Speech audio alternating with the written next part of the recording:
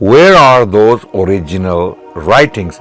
We know the Jamaat made an excuse about Brahine Ahmadiyya because it wasn't completed, it wasn't finished. They claimed later on that it was burnt without giving any details. But what about 80 odd other books? Yes. Yeah. If possible, a devout missionary, because I have not come across up till this time. I have interacted, Adnan Bhai has already, with most of their missionaries. I have not come across a single one of them who I can say that he knows 50% of his work. Really? Yes. I asked Razi, I said, Razi, what is the description or definition of Mirza Ghulam Qadiani about what is a miracle? Did he know? He did not know this. He did not know. Mirza Ghulam Qadiani said, he said that it is absurd that someone is receiving revelation in a language which he does not understand. This is what he said. And then later on he said, I receive revelation in languages which I can understand. Now how to reconcile these two statements? If Jamaat Ahmadiyya is willing to hire me to translate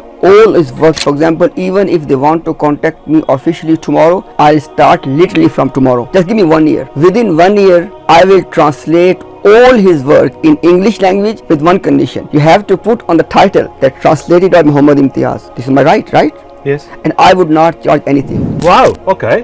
Wow. Fair deal? That's Absolutely. That's yeah. Yes.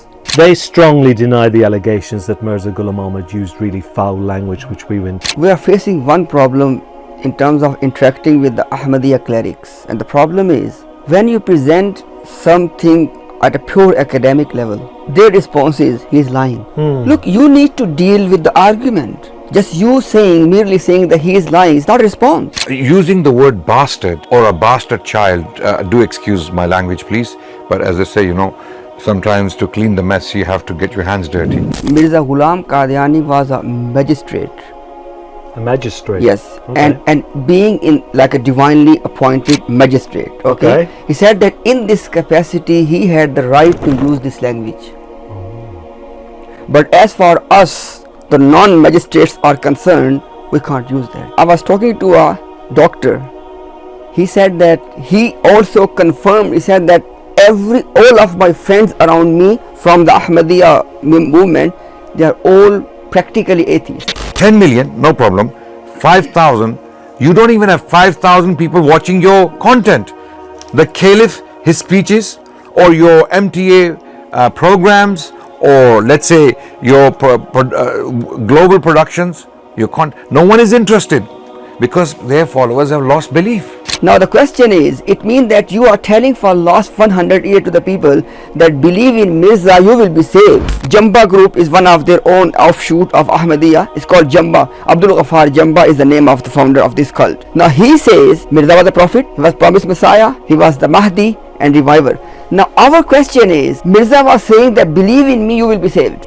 Now Abdul Ghaffar Jamba and his group, they believe in all of the rest of the Islam, and they believe in Mirza as a prophet, as a savior and everything. You're still saying they are disbelievers, they will burn in hell. The question is, then what is that condition which one has to fulfill in order to be Muslim? Whew. It's pretty hard criteria by the sounds of things. Yep. Bismillah ar-Rahman ar-Rahim. Everyone, we are back with another dynamic podcast / interview with Declan, who is an author on the Ahmadiyya movement, and Voices of Modern Islam is one of his books. You can check his works out on Amazon, and he's a prolific author. He has been interested in the Ahmadiyya movement. He's a researcher. He's with us again today for the second episode of this podcast. It's a very important podcast, and today the second part is even more important because we have a special guest from Australia. We have our beloved brother Imtiaz, Muhammad Imtiaz, who is a researcher on the Ahmadiyya movement. He has given much of his life to this particular field, and he has been doing long streams since the last year, and you can see some of these streams on his YouTube channel called The Dialogue with Imtiaz, and you'll see that the streams run into hours, 8 hours, 7 hours, the longest he did with myself, 11 hours. So today the interview is basically a follow-up from the last podcast myself and Declan did in the same vicinity. So I hope you will find this interesting. Declan, thank you for joining us again. I'm not going to conduct the interview, you will. I just wanted to introduce it. So let's keep it as conversational as possible. It's great to be back, and it's great to meet you, Mohammed. Thank you. Because I've watched some of your podcasts, and I thought they were absolutely terrific. Thank you. And I know that you're a researcher in Ahmadiyya literature, and that's really, really important, and I'm glad that you're here, because today I want to start off talking again about the written works. I'm particularly interested in the written works of Mirza Ghulam Ahmad, and I know that in the last podcast we touched upon this, Adnan, but I'd like to talk a little bit more about it today. And the first question is, why isn't the complete works of Mirza Ghulam Ahmad, why aren't they translated into English? That has to be the first question, because I need to see them. And obviously other Christians, I'm a Catholic, other Christians need to see the complete works of Mirza Ghulam Ahmad.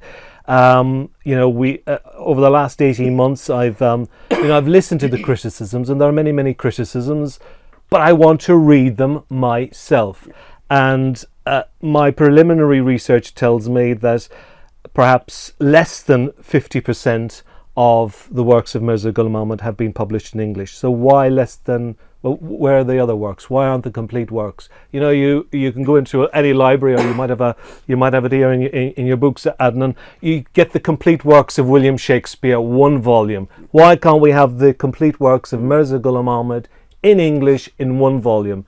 When you translate them into English, then they can be translated into other languages, other major world languages like Spanish, Arabic, and so on.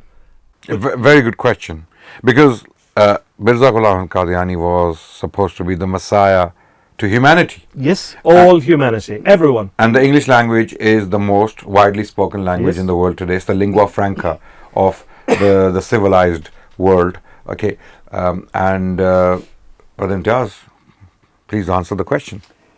First of all, I'm feeling honored sitting in the presence of Declan and Adnan Rashid, an academic and an author. And I want to thank Adnan Rashid bhai, that basically all of this endeavor with Ahmadiyya, it began with Adnan Rashid's encounters in Speaker's Corner with Ibrahim Noonan. Yeah. That's how everything started. Yeah. Then rest is the history. Now, with regard to the question, we are telling this for last 1 year, that whatever Mirza Ghulam Qadiani has written, when you put everything in its totality on any topic, it becomes something indefensible. For example, there are 3 major issues between Muslims and the Ahmadiyya community. One is the prophethood. Is it continued or has it finished? Mm-hmm. Second is, has Jesus died or is he alive in heavens? Mm-hmm. And third is about his second coming. Would it be literally Jesus coming back or somebody else in the likeness of Jesus? Now, in these 3 fundamental issues, if all the writings are put together, the narrative becomes indefensible. So for this reason, they are translating the works selectively to avoid this problem. So now in this past 1 year, the reason that this podcast, the live streams are really painful for this Ahmadiyya movement, because now we are presenting the complete narrative, because both of us, we have our native language as Urdu. Mm-hmm. So we can access the primary source materials, i.e. Mirza Ghulam Qadiani's writings. So when we go through his writings and present the complete narrative on any subject, they have no response. So this is the fundamental reason, i.e. they want to hide the complete narrative of Mirza Ghulam Qadiani on any issue. And tell me, it just occurred to me when you were saying that, where would the original works of be in the world? It's the originals of all his books. Yeah. Do they still exist? I would say that if original means that the copies which left the pen of Mirza or subscribed of Mirza, first edition. So I don't believe they exist.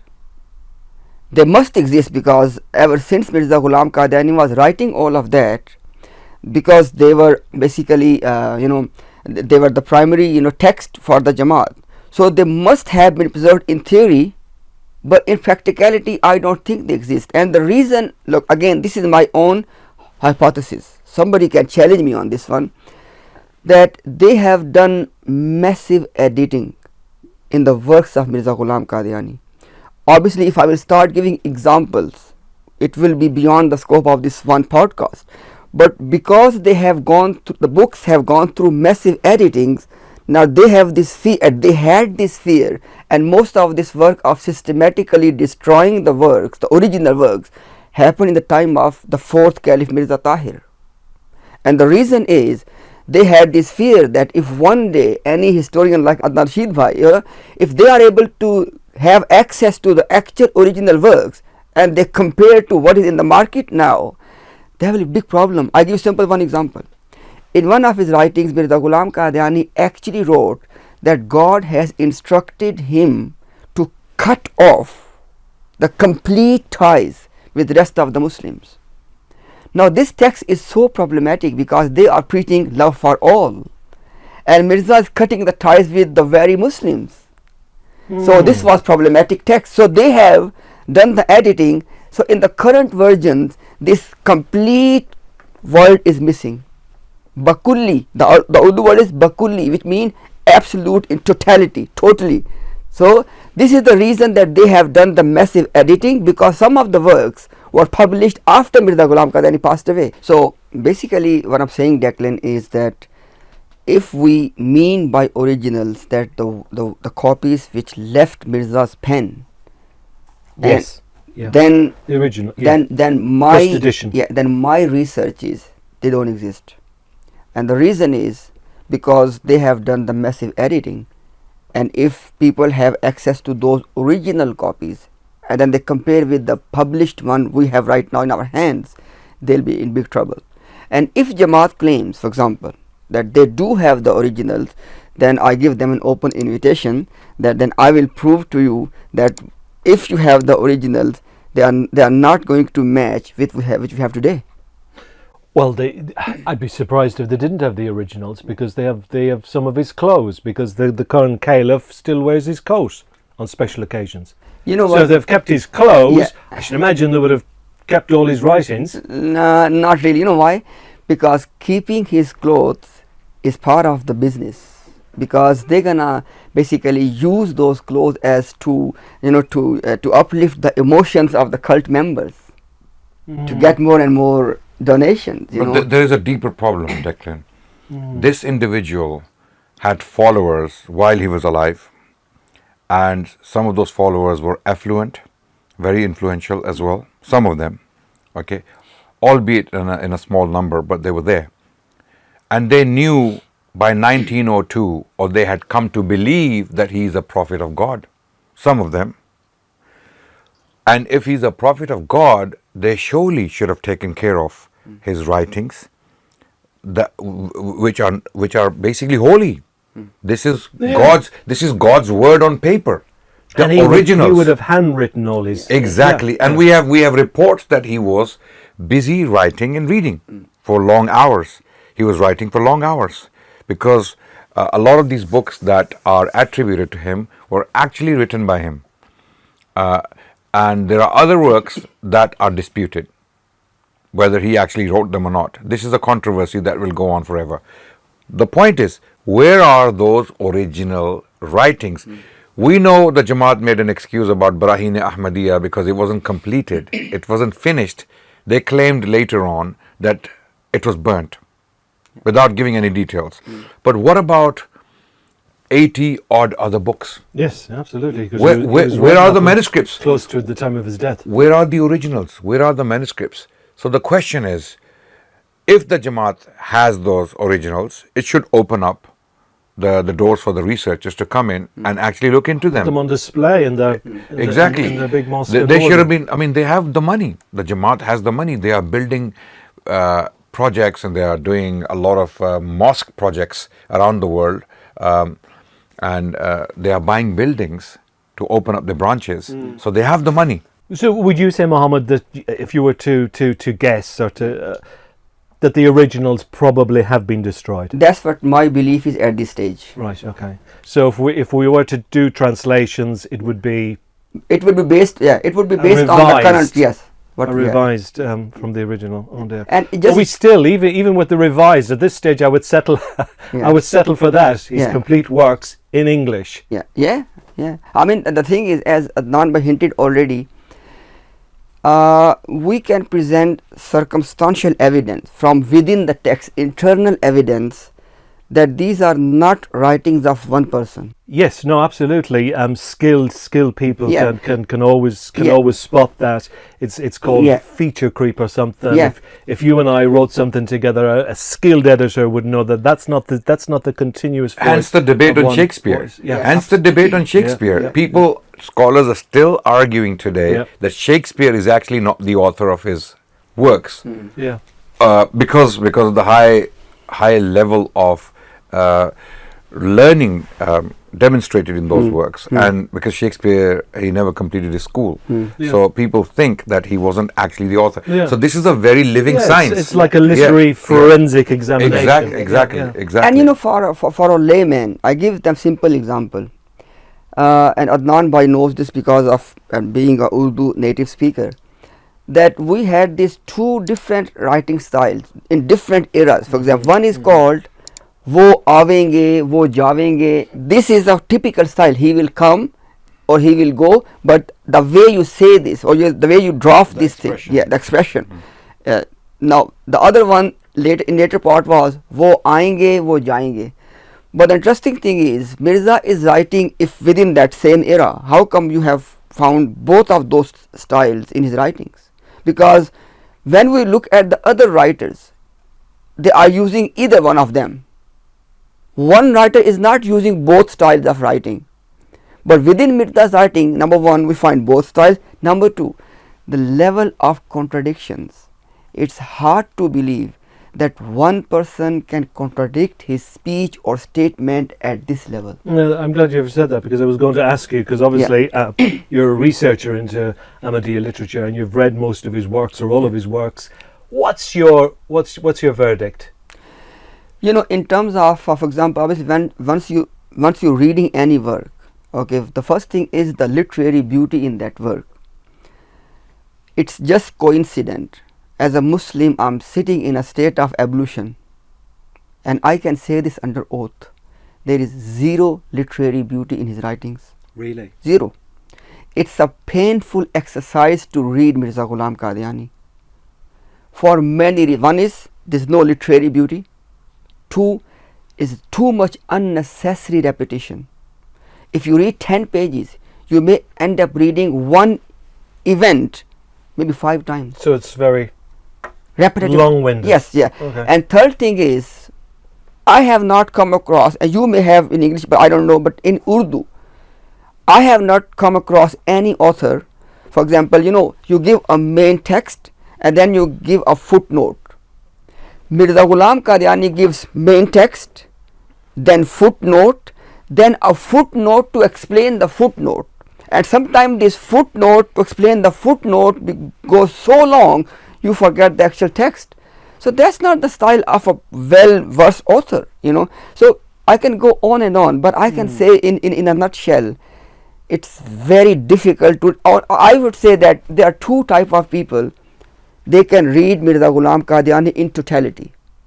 One is a researcher, because he has to. Secondly, if possible, a devout missionary, because I have not come across up till this time. I have interacted, Adnan Bhai has already, with most of their missionaries. I have not come across a single one of them who I can say that he knows 50% of his work. Really? Yes. I would have thought that those young missionaries, that they would have been... Razi has claimed that he has read his works. That it would be compulsory to... You know, for example, Razi, Ustad mentioned about the Razi. I asked Razi, I said, Razi, what is the description or definition of Mirza Ghulam Qadiani about what is a miracle? Did he know? He did not know this. He did not know. I repeated my question, and then I had to give him the definition, and then still I said, okay, now can you explain this definition? He wasn't able to. And then he would always say, oh, we are not the... I can understand, and I agree. Nobody can claim, neither can I claim, that I know everything in my memory. I can't claim that. But at least I know the major concepts. Now, what is a miracle is a major concept. Okay, so what I'm trying to say is that either a researcher would take the pain of reading his entire work, or a very devout missionary would read his total work, which and no such missionary up till today exists. Are you aware of his English revelations, Declan? Have you seen them? No, I haven't. Okay, he claimed to have received English revelations when Imtiaz Bhai was talking about the painful nature of his writings. They are so absurd and so inconsistent that one is baffled by the sheer substandardness of his writings. He claimed to have received or claimed to have, received English revelations. For example, one of the revelations was, I love you. Okay. Another one was, I am with you. Then, I shall help you. Then this is where it becomes more confusing. I can what I will do. I can what I will do. Okay. We can what we will do.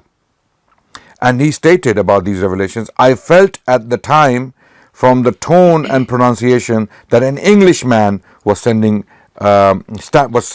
over me and was uttering these phrases. Despite the awe-striking tone, my soul delivered a pleasure from these revelations, which was comforting.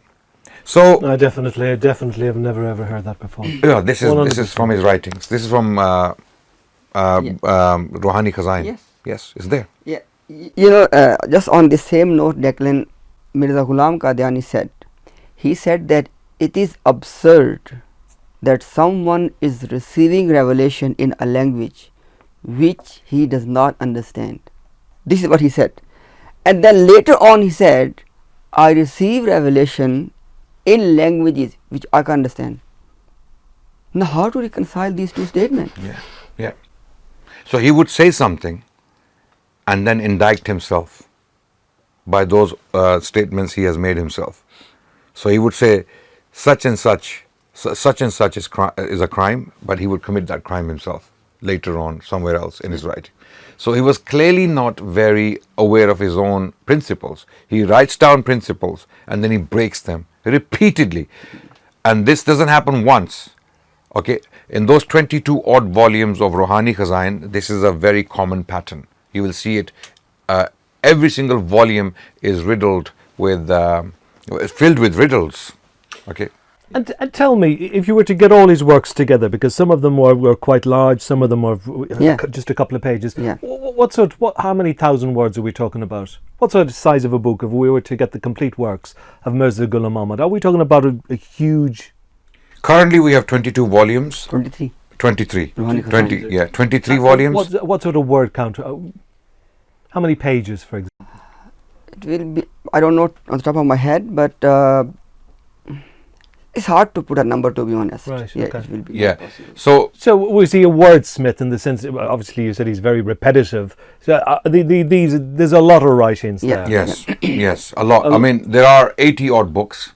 Yeah. Approximately 80 How books. long would it take a translator to go through to translate all of that into English? If they have a team talking- team of translators working on it, it could be done in 1 year.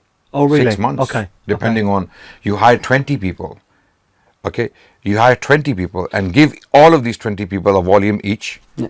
It can be done in months. Can I give them an invitation? Okay.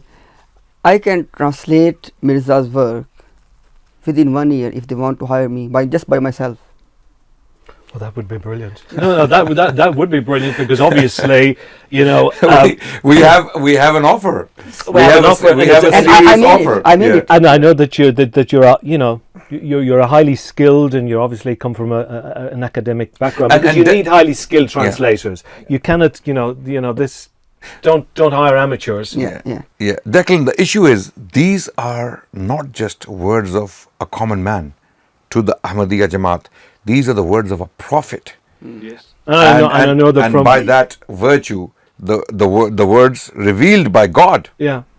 Why are they so reluctant to translate all his works? Well, we need to say them because there's 7 billion of us, and he's our promised Messiah for all humanity. Exactly. So I need to see these works. Actually, Declan, somebody might be saying, "Oh, Imtiaz just made this as a joke." No, I mean it.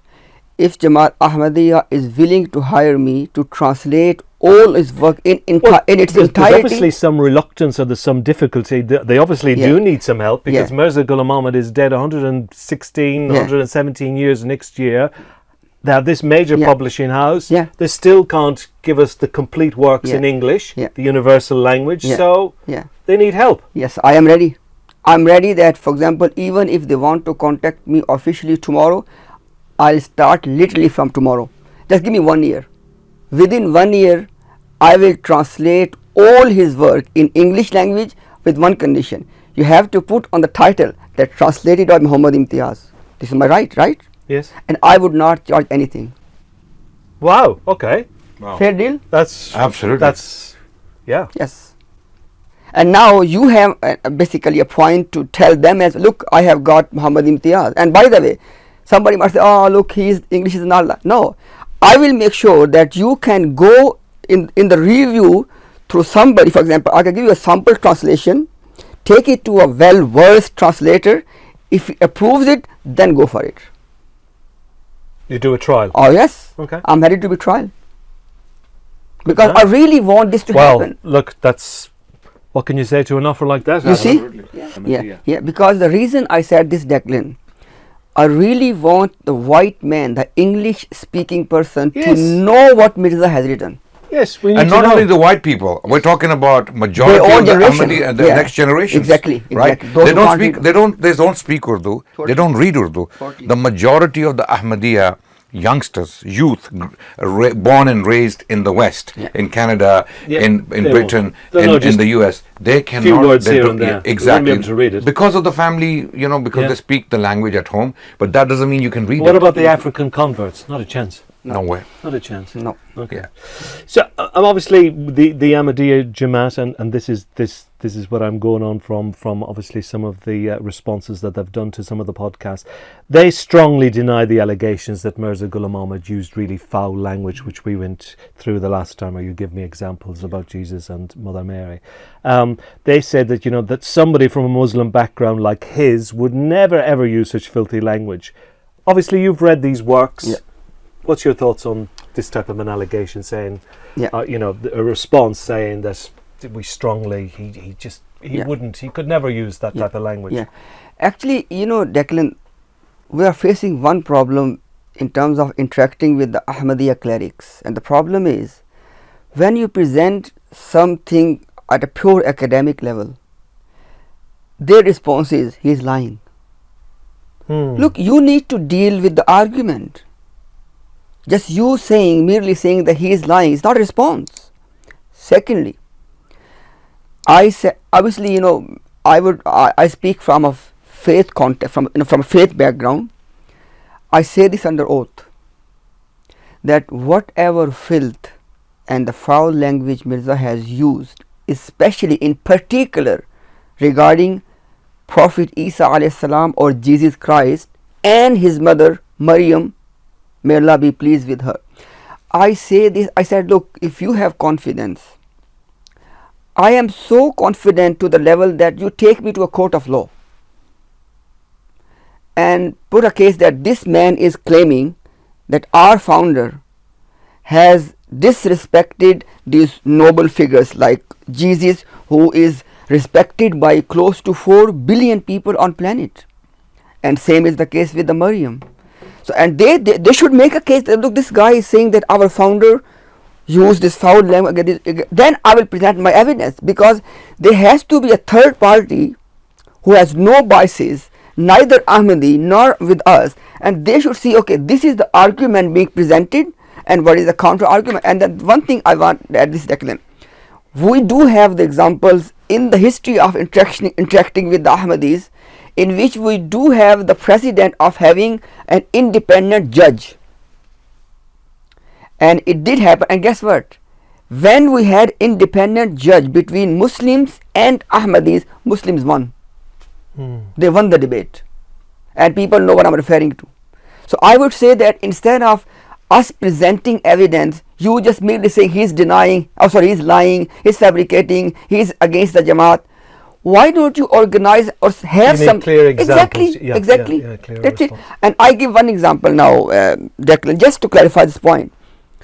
Mirza Ghulam Qadiani said that Quran titles Yahya, John, as Hasuran, which means that someone who has no sexual desire. Okay, but Quran does not title Isa as Hasuran. And then Mirza gives the reason. He said the reason is the drinking issue of Isa alayhi salam and his relationship with the prostitutes. He said these two issues were actually a problem for God to title Isa as somebody Hasuran, i.e. someone with no sexual desires. So now in this case, in this particular case, Mirza Ghulam Qadiani is bringing quote unquote evidence from the Quran to prove his point. So there is no way to say, oh, he was giving accusative answer to the Christians. No, he quoted Quran. So this is just one example. It's, I was looking for a dictionary or like a short dictionary of Mirza's abusive words. I couldn't find it. Someone sent it to me in a PDF format, and it has alphabetical, basically abuses, starting from the Urdu alphabet Alif all the way to Ya. So it's like A to Z of Mirza's abuse in his works. So abuse means words, extreme language, something. it was pretty vulgar, wasn't it? Yeah, What you said last week. Yeah, using the word bastard or a bastard child. Do excuse my language, please. But as I say, sometimes to clean the mess, you have to get your hands dirty, right? So I'm only using these words because they are actually. Oh yeah, there you go. Okay. So alphabetical dictionary of his swearing and abusing. okay, this is a very short one, right? Okay. Oh my goodness me. This is a very short one, by the way. This is the one I have is more extensive. It's a much longer. This is a translation. It needs to translate exactly. Yeah. Exactly. So What I wanted to ask Adnan is, when can this be shut down? When can they accept that he has said these things? They do accept. Because this goes round and round in circles. Yeah, Declan, what they do is they do accept, but they put a completely different spin on it. They say the word bastard doesn't actually mean bastard in the true sense of the word. Rather, it means mischievous. It means it's one of the meanings in the dictionaries. For example, if you go to a dictionary like Johnson's dictionary, you pick up the English dictionary and you see an English word and you have 5 or 6 meanings given, right? It could mean this, it could mean this, it could mean this. There are primary meanings used most commonly, and there are secondary meanings used in certain contexts, right? They ignore the primary meaning and they go to secondary meanings to claim that this is what Mirza Ghulam All the time. All the time. When it comes to the abuse, they will not. Mirza used the word bastard child against his opponents repeatedly in different languages. Okay, in Urdu, in Persian, in Arabic, and he used creative expressions to say that. Not only words, he used sentences to insinuate that these people who are my opponents are bastard children. Whether you don't agree with him, whether you reject him, whether you think he lost a debate, for example, when he felt frustrated or angry at people, he simply lashed out at them in this language, calling them bastard children. And the terms he used was harami, haramzada, waldul haram, Suratul Baghaya. dhurriyatul baghaya. All of these things mean the same thing. I have actually very interesting answer which was given by Mirza Bashiruddin Mahmud on this topic. What did he say? He said that Mirza Ghulam Qadiani was a magistrate. A magistrate? Yes. Okay. And being in like a divinely appointed magistrate. Okay. He said that in this capacity he had the right to use this language. But as for us, the non-magistrates are concerned, we can't use that. Now Declan, look, you are an academic, just weigh the worth of this answer, number one. And number two is, when they stopped coming on our live streams, they said, oh, you guys are disrespectful towards our founder, he's a prophet for us, you call him antichrist, etc. I said, hang on a second. are you setting a principle that if somebody has a foul language, this person must not be interacted with? And as soon as I said this, they knew where I'm heading to. They would. Exactly. Yeah. And then they said, no. When if you're talking about Mirza Ghulam Qadiani, he did that, all of that in response to Christian missionaries, because they were disrespecting our prophet. I said, okay, let's put a caveat. Are you saying that if somebody has a disrespect towards our prophet, then you can do this in response? No.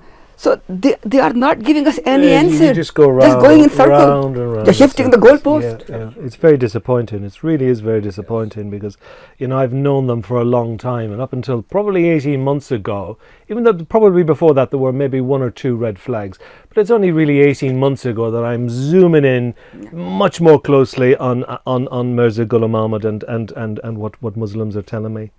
Yeah. Before that, I suppose the ordinary Ahmadiyyas that you meet, they're nice people. They're likable, nice people. Yeah, absolutely. But you almost have to distance. You have to compartmentalize them and this. Yep. Yes. Yes, we do. Because we differentiate. Yeah. Between because there were times I almost felt guilty. Speaking to yourselves and some others. Yeah. I had an emotional conflict because I knew them. I thought they were really, really nice people. Well, they are nice people, but there's just something not right about this. Yeah. Actually, and we couldn't be making this up, Declan. We could not possibly be making this up. No, because you're highly intelligent men. You have really, really crystal sharp minds and intellect, and we have integrities to defend. We are well known in the Muslim community, Declan.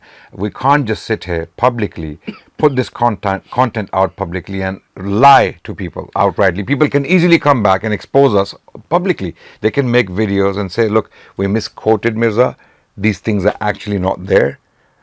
And these Qadiani Murabbis, the missionaries, actually attempt to challenge every single thing we put forward, but they fail miserably. They fail because any sensible person listening to them simply cannot make sense of their responses. Their responses are so either out of context or irrelevant or outright red herrings.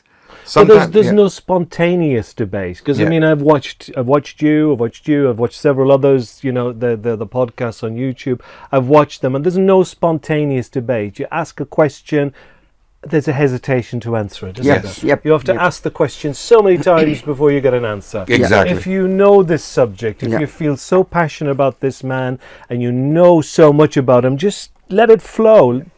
For example, when we asked him a simple and straight question, Declan, Mirza claimed this. Can you produce the evidence? You will not get a straight answer. They will take you around the world. They'll take you around the world. They will simply not admit that this information does not exist. He simply made it up. For example, when he attributed information to Ibn Kathir, that many truthful companions of Prophet Muhammad apostatized at the incident of Hudaybiyah, right? Ibn Kathir never wrote that. We have his published works all over the world. We have manuscripts of his commentaries and his history. He did not say this. And when you ask the Jamaat, they will play games, they will go around the world, they will simply not admit that this information does not exist. Ibn Kathir did not write this. This is the difficulty we face. We are dealing with disingenuous people. I'm talking about the missionaries. I'm talking about the establishment, not the common Ahmadi. The common Ahmadi had no idea that this stuff exists. They are in the Mirza's victims. books. They are the victims, yes. Just to add one thing, if you allow me, Declan, because it's very important here.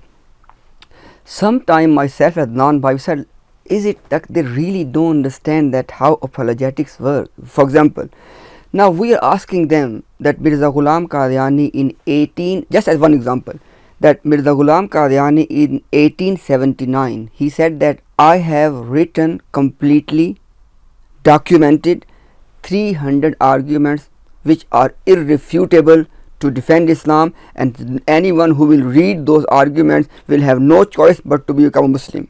And then he said, I have written all of that under revelation, through revelation, right? Now, then obviously he did not produce that work.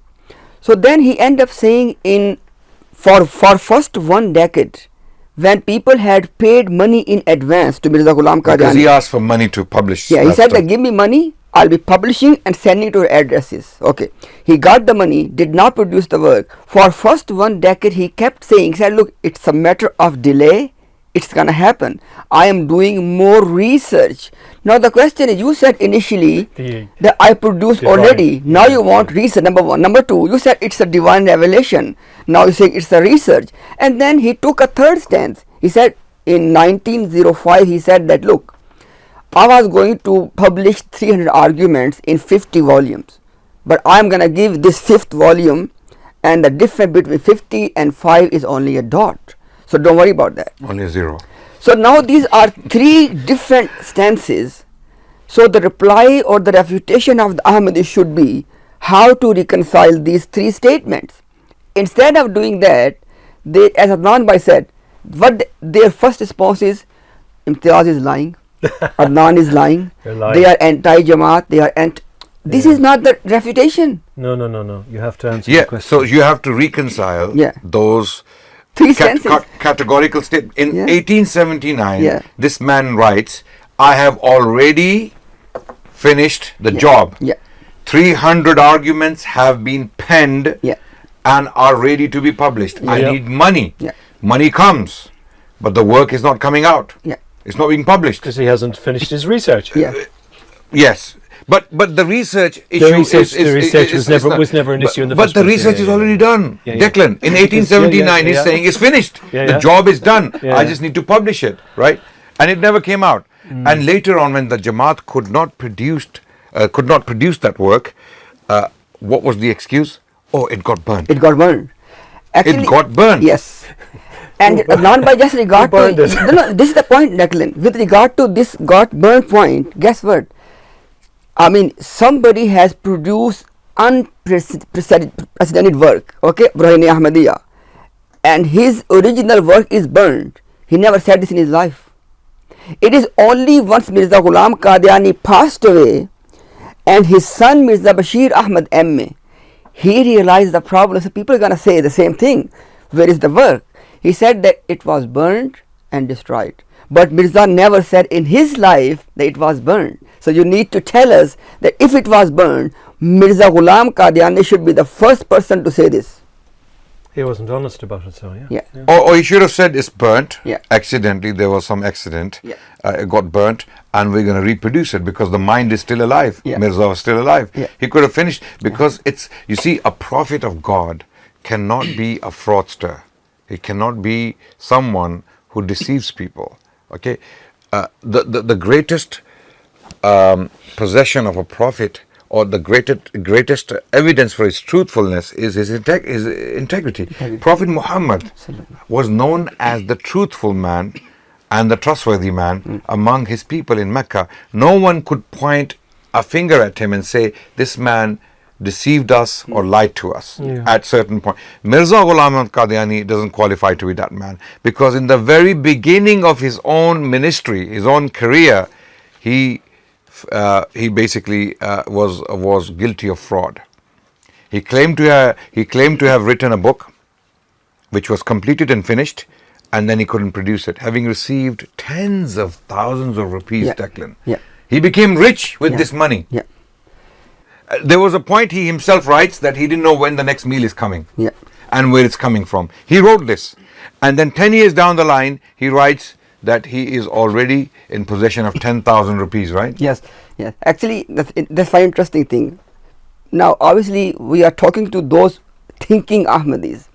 When Mirza Ghulam Qadiani had second marriage in 1884, this is exactly the time when he has collected all of those donations to print Brahini Ahmadiyya, which he did not eventually publish, and we have him. We see him having a second marriage, and within that second marriage, his son has mentioned that how affluent he became. Initially, he was saying that I was someone, as Adnan said, that I could not even bring meal on the table, and now he is having a second marriage and living a very rich life. Privileged life. No, and And should a holy man live Yeah. such a privileged life? would be my Well, question. if it's earned, Legitimately, if that money is earned legitimately, yes, there's nothing wrong with being rich. We're not condemning No, you for but being a holy man. Yes, I mean, in a no, religious- You can be. We have prophets who were kings. Yes. Okay, Solomon, King David, King Solomon, right? They were kings, so they lived like kings. There's nothing wrong. Yeah. Islamically speaking, there's nothing wrong with living a decent, good life, or even a lavish life, let's say, right? But it has to come by legitimate means. Mirza Ghulam al-Qadiani was making money from gullible Muslims and not delivering on his promises. I've always got the impression that he came from this very rich, privileged background anyway. there are two things here, Declan. One is, I just want to finish this topic, which then we're coming to this question as well. The point is this: Mirza Ghulam Qadiani said God appointed him and inspired him to produce Bahine Ahmadiyya. The first, yeah. Okay, now the question is, if it was burned, I'm sure that God knew it's going to be burned. Why would God inspire someone to produce something which was not going to be published and was going to be burned in future? Now, either God does not know the future, or it wasn't God inspiring Mirza Ghulam. Which one of these two? Now, secondly, I agree with Adnan Bhai in principle that through legitimate means you can live a good life. There's no problem. But guess what? Mirza said, I am second coming of Prophet Muhammad, peace be upon him. And we know from the biography of Prophet Asalam, he said that his wife said that the 2 months would pass and we could not have a meal, we could not burn the fire. This was the level of poverty he had at his home. Now, if you are second coming of this prophet, then how come you living this lavish life? And lastly, why this issue? Obviously, people can say, why they are discussing too much about one book by Ahmadiyya? No, you need to understand. This is how Mirza Ghulam Qadiani came on the scene. Bahine Ahmadiyya, that is the first work which Mirza Ghulam Qadiani used as his publicity. He said, I'm going to produce this work and that will be irrefutable. Now, if this is magnum opus. Now the question is, if it is proven with overwhelming evidence it was a fraud, which means that right in the beginning we have a fraud. So his ministry starts with a fraud, Yes. with a lie, with deception. Yeah. And What about his life? Because I was going to ask you, there's always this controversy about the year that he was born. Do you know, have you delved into that a Oh little my bit? goodness. I would like to request that yes. we keep our answers as short as possible, so that we can get as many questions as possible. Agree. Yeah. Okay. But continue, please. Actually, Declan, first of all, people need to understand the context, that why the age or the lifespan of Mirza Ghulam Qadiani is crucial. Mirza Ghulam Qadiani said that God has decided that he wants to give a sign to the future generations so they can verify the truthfulness of my claims. And then he said that in order to give that sign, this is the sign God has decided to give me. They said that God has told me that my lifespan would be 80 years or close to it. Now, this is the significance, because if we miss this perspective, then whole thing is just blurry. So this is the actual perspective. This is how the thing started. Now, the question is, their entire response is revolving around one thing, and that is, back in the days, it was not customary to document the birthdays. Hang on a second, that's not the question.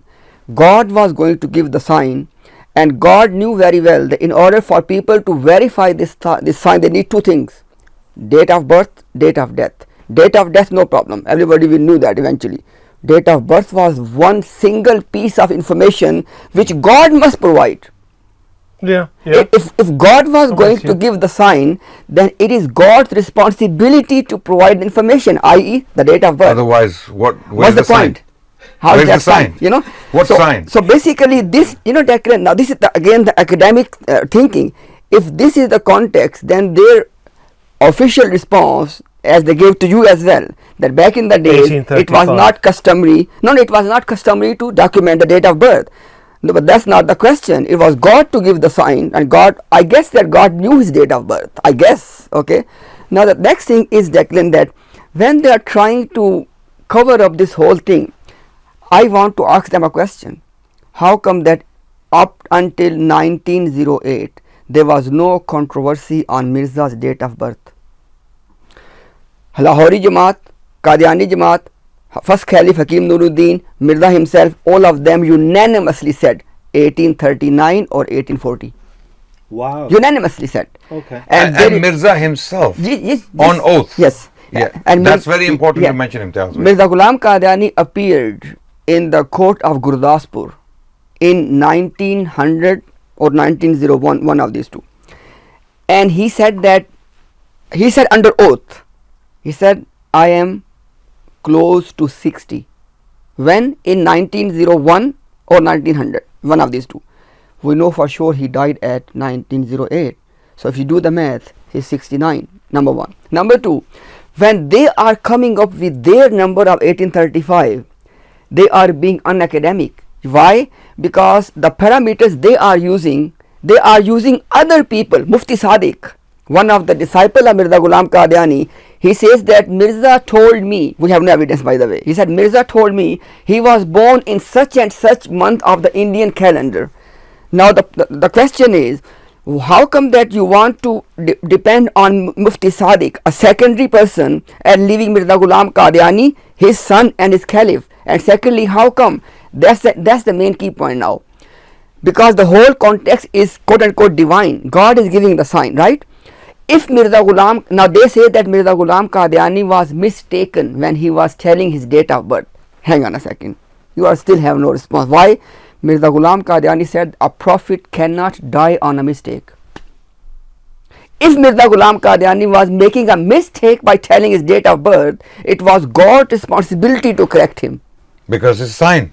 It's a sign. You see why this is a big deal, Declan? Do you understand? no, why yeah. the Jamaat does so much gymnastics Yeah.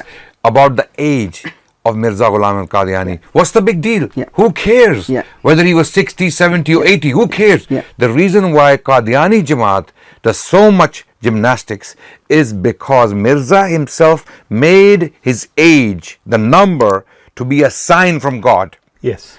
Otherwise, it wouldn't be a problem. Therefore, you have to doctor with the so the years, number becomes very important. Yeah. That's why there is so much discussion in the literature as to when he was born. According to Mirza's own testimonies, he stated that he was born in the last that's the year. one you have to go with. Yeah, Yes. yes, because he's the prophet. Yeah. He tells you when he was born. Yeah. And they ignore that. The entire Jamaat ignore Mirza's own testimonies and create another date of birth to fit him into that. Well, they're very disrespectful to the promised Messiah, aren't they? Absolutely, absolutely. Actually, you know, Declan, just to add two last things, because I would say that through this podcast, this should be documented in the history that why this question matters, the date of birth thing. Now, the cover they are using is that God never said it would be 80, it would be close to 80. Guess what? Bring a single statement, because Mirza was telling his age close to as well. For example, he says in 1901 under oath, I am close to 60. In 1907, in his book Hakikatul Wahi, 1907, he said, I am close to 70. Did he ever say I'm close to 80? That's the question. It was going to be close to 80. Okay. The second thing is, when he said that I am close to 70, there's a possibility it could be bit over 70 or bit less 70. Guess what? He close to 70. No, he closed that door. 68 and a half, 69, Actually, isn't it? actually, he 69. actually- Probably would be. actually- Or 71, 72, 73. That's the thing. He closed that door. When he said that I am close to 70, in the same book he said 69. And he died over 1 year afterwards. Which means 1907, he's saying this. 1907. That I'm 69. And he dies in 1908. Yes. And you've read all that? Oh yes, Hakikatul Wahi. Basically, there are two things. There are One of his final books. yes, there is So 5. this will be in the translation. It is available. Okay. Now there are two things, Declan. One is in 1907, Mirza says I am close to 70. Number one. Yeah. Then close to 70 could open the possibilities. He closed there. He said I am 69. Then he died after 1 year. Do the math. It's never close to 80. So now that's the case closed now. The checkmate thing is, Declan, Mirza says that the future generation will know the truthfulness of my claim through my lifespan. But what will they come back and say on that, Adnan? They'll have a response to that. They won't just take this lying down. Oh, They'll they say have a you're- response to you're- everything. Yeah. They have a So Declan, what likely response will they have to? we have had an entire stream that Two runs streams. into hours. Yes. And they had the chance to come and defend their position, and they couldn't. The maths simply doesn't work. No. So how did they justify that? Mirza was mistaken about his age. Yes. Right. Okay. The Prophet was mistaken If he about was mistaken about his age, he might Yeah. be mistaken about a lot of other things. But Yes. there's Yes. another catastrophe for them. Even by their own calculations, the numbers don't match. Yeah. So even after they've done their calculations, the numbers don't match. Okay. They still couldn't make him. What's 80. their explanation for that? Actually, you know, Declan, if you want me to tell you that It's just a charade, isn't Yeah. it? It is. Yeah, absolutely. they have three responses. One which they gave to you, that back in the days in India, it was not customary to document the date of birth. But the way they've worked it out, No, but Mirza, if you look at 1835. Mirza's own statements, Yeah. Mirza said, I was born in the last year of Sikh Maharaja, Raj. Maharaja Ranjit Singh. Yeah. Maharaja Ranjit Singh died in 1839, not Sikh Raj, Maharaja Ranjit Singh. Okay, is that can we check that, because he said Maharaja Ranjit Singh, if I remember correctly. He said सिखों के आखिरी दौर में. No, Akhri Dor can mean anything. Yeah, yeah. Because I Akhri agree. Dor starts from 1839 all the way but- up to 1849. the two things. There are two things. Yeah. He had two statements. One is that in the last period of the Sikhs, and then he said 1839, 1840. 1830. He gave two things. What he means by the last year of Maharaja Ranjit Singh.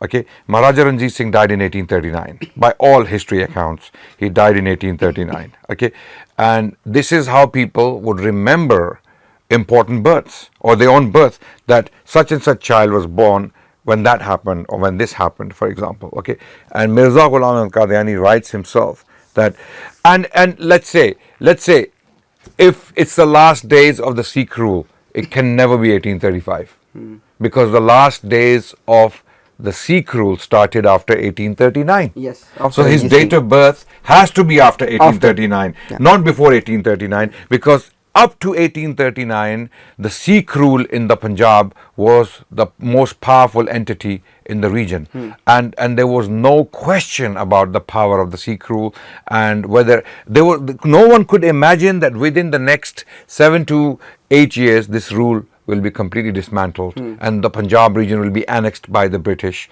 so easily, because Maharaja Ranjit Singh had created a very powerful empire, okay, in the Punjab region. So whether Mirza meant it was the last year of Maharaja Ranjit Singh or the last years of the Sikh rule, in both cases it must be 1839 onwards, not backwards. It cannot possibly be 1835 by any account or by any calculation. Okay, 1835 year doesn't make sense. Yeah. The last statement, Declan, I would make on this age thing, that Ahmadis, those who are sincere to the truth, they need to ask the Jamaat two questions on this topic. Question 1: did God say to Mirza Ghulam Qadiani that I am going to make your lifespan a sign for the future people to know your truth? If the answer is yes, then the second necessary thing is, then God must tell his date of birth. Otherwise, what sign? What's the point then? I mean, I'm going to make something a sign for you, but then I'm going to make it blurry. Yeah. I'm going to make it, Very blurry. I'm going to make it so vague. Yeah. I'm going to make it so questionable, so unestablished, so uncertain that it loses its meaning. What sign? If I tell you there is a signboard, if you want to go to the Heathrow airport, let's say, and there's a signboard, but then the signboard is telling you go right, and then it's a go left. The same signboard is telling you right and left, and you're standing there confused, right or left. It doesn't explain. So God is telling you He's been right very, and left. very mischievous. Oh yeah, so this is a mess. It's an absolute mess. Yeah. And the reason why we are doing this campaign, Declan, is to save the common, gullible, decent Ahmadis who have given their lives to this cult, and they are giving their money to this cult. Okay, for But what I end? think it's too late for I think anybody over the age of 40, it's probably too late. I wouldn't say so. I think know. there are people. I mean, we have people, Declan, who are beyond the age of 40, and they're coming back. Oh yes. They are Are they? coming. Yes, Okay. 100%. It's, Yes. The reason that I say that is that they are so devoted. Yes. They're so devoted. The to elderly, religion. I must, over 60, 70, those people. But even then, But I don't I'm kind of looking at why are they so devoted if they haven't read his works and if they haven't done their own It's the culture. research, It's the their culture. own analysis. Yeah. it's the cult. You see, when you are raised as an Ahmadi child or as a Qadiani course, child, yeah. In you any see culture, any Mirza religion, Ghulam yeah. Ahmad Qadiani with a halo around his head. Yeah. He's shown to be a divine personality. It's hard They to are give not up. shown these contradictions. They're not shown these problems. And when But they are now. yes, they are being They are now, exposed they to are it. now. They are being exposed to this. And now the kids, the youngsters are asking questions. Declan, they sent out a bulletin to their private WhatsApp chats that we received from one of the insiders, and it states categorically, block Muhammad Imtiaz and Adnan Rashid from the devices of your children, just like you block pornography. Do not let them watch their content. Do not let them watch their content. We have the bulletin. When was that sent out? This was how many months? Nearly 3 months ago. 3 months ago. I put it up on my Twitter. Yes, on I Twitter. actually put the screenshot on They my never Twitter. challenged that bulletin. They never said this is not true because it came from the inside. Yes. And we have people, Declan, in the Jamaat who are Muslims. They are not Ahmadis. They have accepted Islam, okay, and they remain inside so that they can help people inside, Undercover. undercover. Yeah. Wow. And they run into many, Yeah. not few individuals. They are everywhere, almost in every single major country where they have major operations, and they are inside, including the house of the Caliph. Yeah. I'm saying it publicly. I'm announcing it. We're not going to say the names. Yeah. We're not going to tell you who they are. I have personally met people who have direct contact with the Caliph. They are Muslims. Yeah. They are Muslims. They have accepted Islam. With myself, they repeated the Shahada. When we say the Shahada, that means making the declaration of Islam again to enter Islam again from the Qadiani religion. So they left the Qadiani religion, and we requested stay in and help more people to come out, because this is a money making scheme that's conning people. You know, Declan, with this question of devotion, obviously I won't mention any, but you coming from a Christian tradition, okay, you know there are cults of okay, Yeah. and if you see or if you study any cult, There's common denominations. yes, okay, those cults are always very devoted. Why they are, we can discuss the reasons, but this is a common trait in cults: devotion. Blind devotion. Yes. Blind devotion Yeah. that is inherited from ancestors. Yeah. And sometimes people die in this blindness. We have so many examples around the world why people end up following erroneous ideas and religions. Yeah, because devotion itself is not in question. The in question subject is a devotion that even you are confronted with the facing the evidence contrary to that, you say, no, I don't want to see that. This kind of devotion which has no evidence based. Yeah. It's not looked at, it's not studied, it's not analysed, Exactly. it's just Yeah. Yes. anti-Ahmadiyya, go away. That's it. Yeah. That's You it. see, in Islam, Declan, we are encouraged to contemplate, Yeah. to question. And that's why I think about the younger generation, you Yeah, know, because obviously the younger generation are very well educated, they've been to university, they've degrees, they've professional careers. That's one thing, you know, that's academia. Yeah. But what about their own personal research? They've moved away from home, from their parents. Yeah. They're out into the big, bold world. They'll meet lots of Muslims, Yeah. you know, Yeah. mainstream Muslims. They must, they must do their own analytical. And they are. This is why the Jamaat invited us. Actually, not invited us. The Jamaat was forced To invite us. allow us on their biggest channel. MTA. MTA Oh, yes, is yeah, their yeah. official international channel. Oh, were you both on that? We were Yes, both they- on Oh, that you channel. both on that, okay. Yeah, we They had, indirectly gave us a message by putting a post on Twitter and on YouTube. They said, look, you anti-Ahmadis are asking questions here and there. Don't worry about that. We're gonna start a program every Friday, 8 p.m. Come and join us and ask any of your questions. I said, oh, that's a good opportunity. So myself, Adnan Bhai, we joined the live stream, and I said, you said this thing in your public announcement that you want to have a dialogue. He said, you never said that. Who told you? Who never said that? It's a Q&A. Ask your question and listen to our monologues. And then we did. We were fine with that. Yeah. We said, okay, no problem. You don't want to have a debate? You announced on Twitter, Yeah. the word they used was mubahitha Yeah. in the Urdu language, which means a dialogue, Argumentation. argumentation, Yeah. which literally actually means a debate. Yeah. So we went and Asif was there. Asif the Basit. Asif Basit, the person you Okay, interviewed, yeah. he was there. You should watch that episode. It's very interesting, by the way. well, I'll It's in Urdu, right? Yes. It's in Urdu. Unfortunately, it's in Urdu. Oh. But You see, you get deprived. but he was there. He was the Why main. didn't you do it in English? A good question. Yes. And they themselves avoided the English discussion because they wanted to discuss it for the Urdu audience. And then we posed questions because they said no debate, just questions. So we posed questions. And when we posed questions. How long was this podcast? An hour, this 2 hours? Bit over 1 hour. Was it live but or recorded? we were only allowed to speak for what? 5 minutes each? It was live. Oh, it was live. But as soon as we tried to say something, they would mute our mics and remove us from the screen. Yeah. Yeah, it was Zoom. It was on a Zoom meeting. Yeah. Yeah. Now And then- basically, a couple of times what happened is, Pretty pointless. I thought maybe I am being heard by the audience, but I was told through message by other people, you are not on the screen, man. Just stop. Yeah, and the funny thing is, the questions we posed were so devastating for them that they Give me an actually, example of the questions you might have. for example, the topic they chose, and they thought they will do well on that topic. The topic they chose: who was the last prophet, Muhammad or Jesus? Who was the last prophet?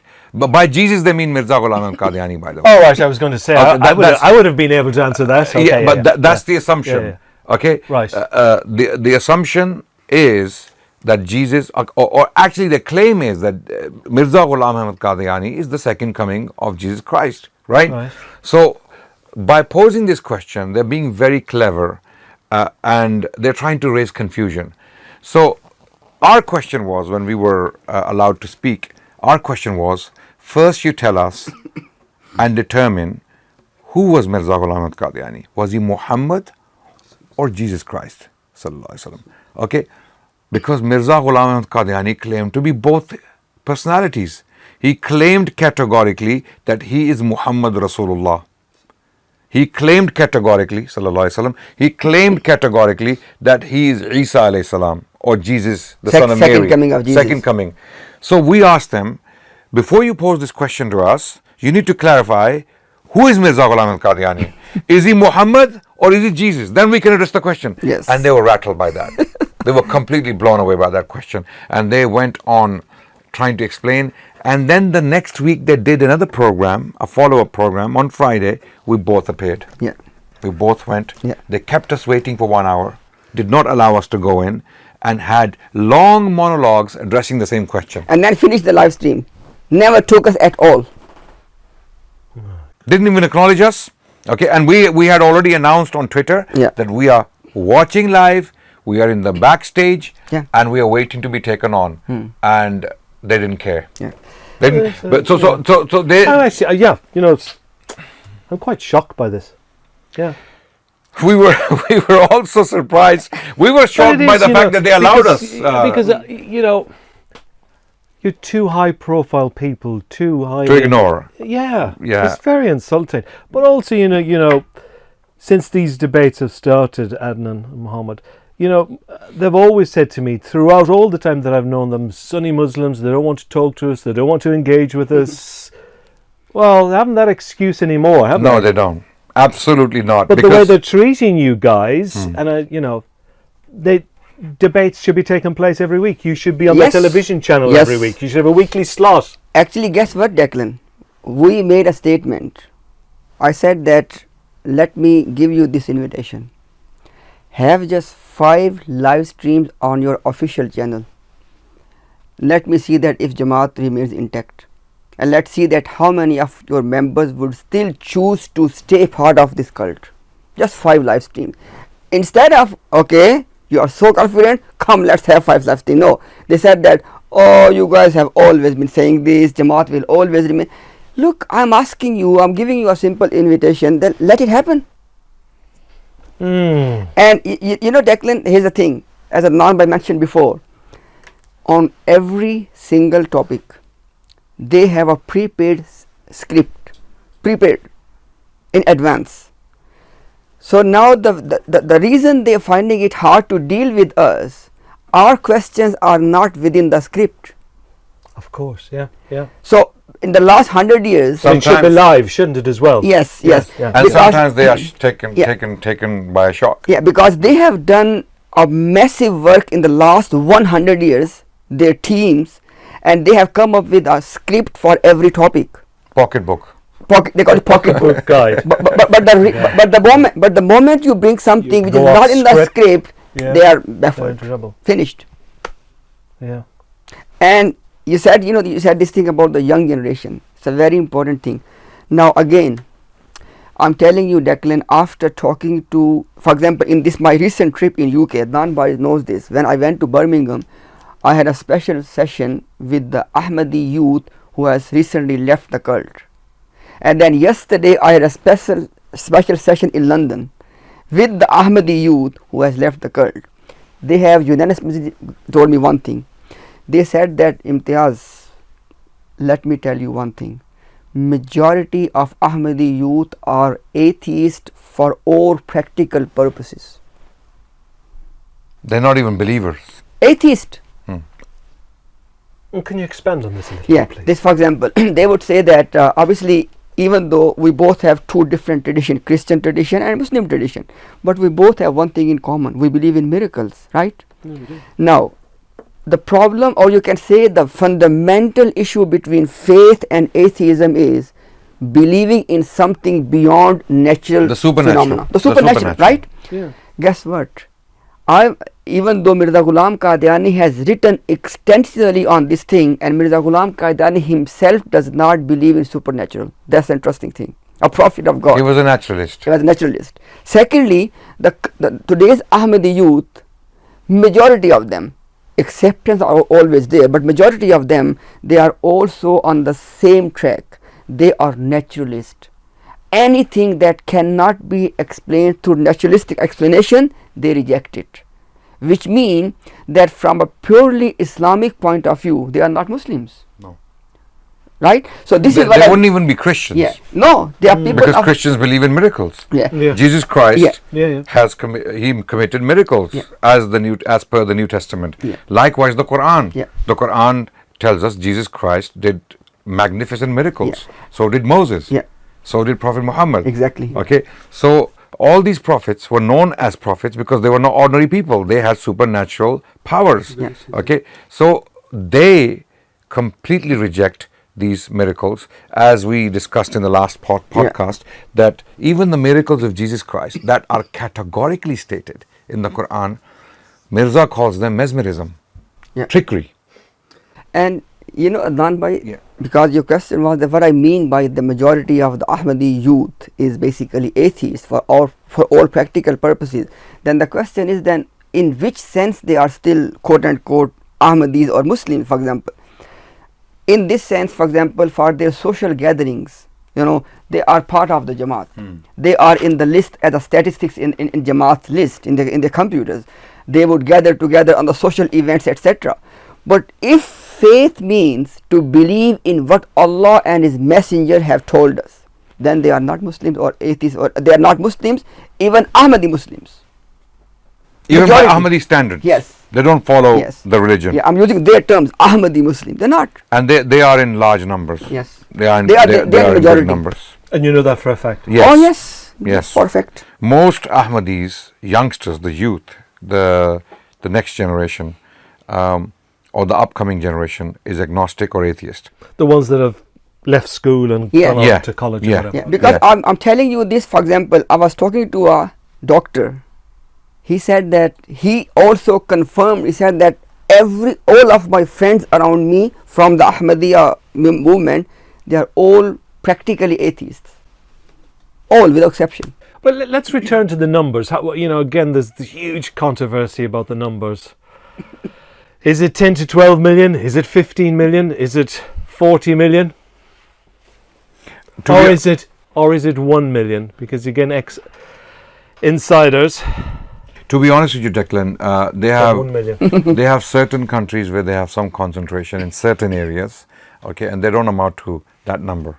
10 million is out of the question, in my opinion. But even if they have 10 million, let's say, even if they have 10 million, what value do they have as followers? For example, I give you an example to judge the value of followers if they are not active followers, if they're not even listening to you. You go to their biggest YouTube channels, okay? You go to their biggest YouTube channels, okay, with the highest number of subscribers, and when you watch the videos, okay, they have 200, 300, maybe 1,000 views at a time, right? Okay, you see any common Muslim YouTuber who is producing religious content and is eloquent and is able to present the evidence in a very articulate way. You will see that they will have tens of thousands of views. I'll give you one example. Mufti Menk, one of the Muslim figures who is very famous and internationally renowned Islamic figure. He has millions of followers on Instagram, on YouTube, on Facebook, all social media accounts, and his videos easily get, within an hour or 2 hours, hundreds of thousands of views, right? Okay, they can come back and say, oh, you have higher numbers. But we say proportionally, let's speak proportionally. You have 10 million followers. At least 10,000 of them should be observant. At least 5,000, let's say, should be watching you. Absolutely. Okay, 10 million, no problem. 5,000, you don't even have 5,000 people watching your content. The Caliph, his speeches, or your MTA programs, or let's say your global productions, no one is interested. Because their followers have lost belief. They don't actually have proper religiosity. They don't, but the numbers, as we all are guessing, they're hugely exaggerated. Actually, Yes. we can actually give evidence that they are lying about their numbers. Simple piece of evidence which is verifiable. Mirza Tahir said in around 2001, he made a statement. He said that in 1 year, just in India, I read this, yes. We have 40 million new converts, which means that number should be more than 40. I only read that the other day, and he got very angry when he was challenged on it. Now the question is, if there are 40 million just new converts, let's say actual number was 50 million, okay? Yeah. And now you're saying 10 to 15. So what happened to the rest of 35 million? Number one. And number two is that, is it that difficult for organized, I would call it, you can disagree, cult? Well, insiders say that you've got to pay a membership fee. Yes. Basically, so the Caliph's office should know. In terms of their system, Declan, they have complete record of their members in each and every town and city. Okay, A breakdown. And it is just a matter of maybe 10 minutes for the Caliph from his office to issue a public statement that this is our total number and this is the breakdown of that number. The reason they are not doing that, and even guess what, they were asked this question in the National Assembly of Pakistan in 1974, and the Caliph said, I don't know what's the number. So now whoever you ask, they deny, they say, we don't know what's the number. But on the other hand, those people who left the cult, they are telling us that every member is given a unique ID number, and it's not difficult. So the reason they are not telling us the number, Declan, very simple.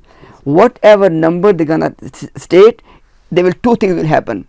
What Mirza Tahir was saying will be officially disproved. The 40 million. 40 million, Yeah. number one. And number two, people will get at least some official number, and then people can verify that, and they'll be in trouble that you are lying. So that's why. Well, they'll come back to you and they'll say, well, I'm imagining this. They'll say, well, no, he didn't say 40 million. You're taking that out of context. He was talking in a metaphorical sense. He he was saying that maybe one day that the world will see 40 million in 1 year, and you were thinking he said 40 million. No. Just two things on this, Adnan, right? One is if words are metaphorical, if numbers are metaphorical, how is it possible for a human being to know anything about them? Exactly. Absolutely. I agree with you. What isn't metaphorical? Yes, absolutely. It's I think it's an excuse. This is the official YouTube channel from the UK, True Islam UK. This is the official Ahmadiyya Jamaat YouTube channel. It has only 7,000 subscribers. If you watch their video record, okay, you will see every video they have a Sunni Muslim figure depicted on the thumbnail. They get 5,000, 6,000, 4,000 views. Every time they are speaking to the audience on their own, they are getting what? 351, okay, 656, right? And the most watched video in the entire history of this official YouTube channel of the Ahmadi Jamaat is the interaction myself and 5 of the Murabbis had. 132,000 views.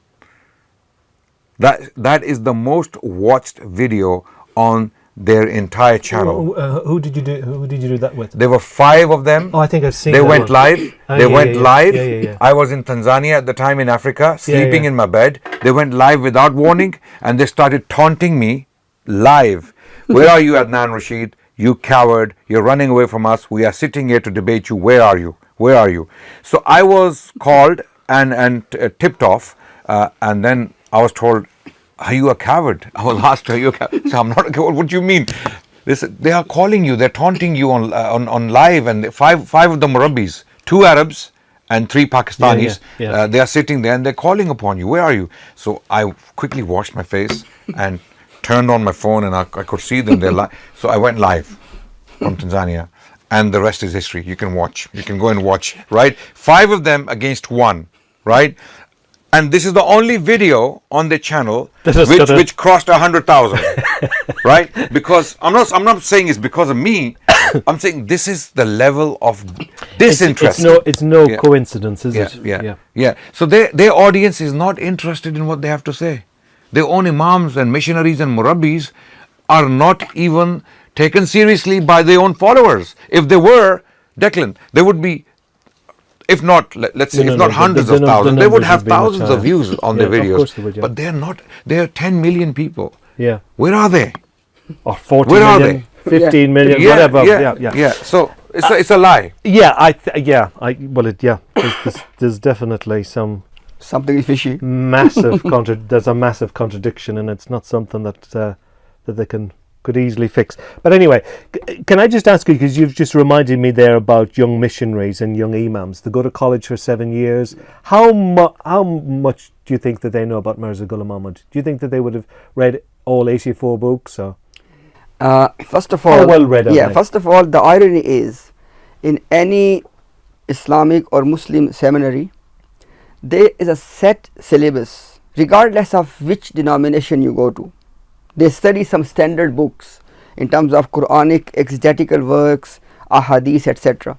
We recently interviewed an ex-missionary who left the cult. We interviewed him on our platform. He said that, no, I have not read that syllabus, number 1. So that is first thing, that they do not read that standard literature of Islam. This is basic. Very basic. Yeah. After that, whatever they read is, Declan, it's only revolving around one agenda, that we have to defend Mirza Ghulam Qadiani. So let's roam around the entire Islamic literature, try to find something. That's all they learn for their 7 years. And in terms of knowing Mirza Ghulam Qadiani, not me, that ex-missionary said, he said that what I learned about Mirza Ghulam Qadiani afterwards through my own research, that's how I came to know that who he was. But when I was for those years in the seminary, I did not learn that.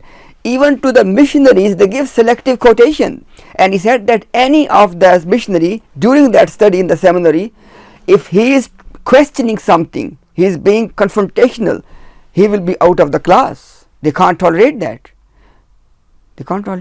So this is who they are. So no, the answer is no.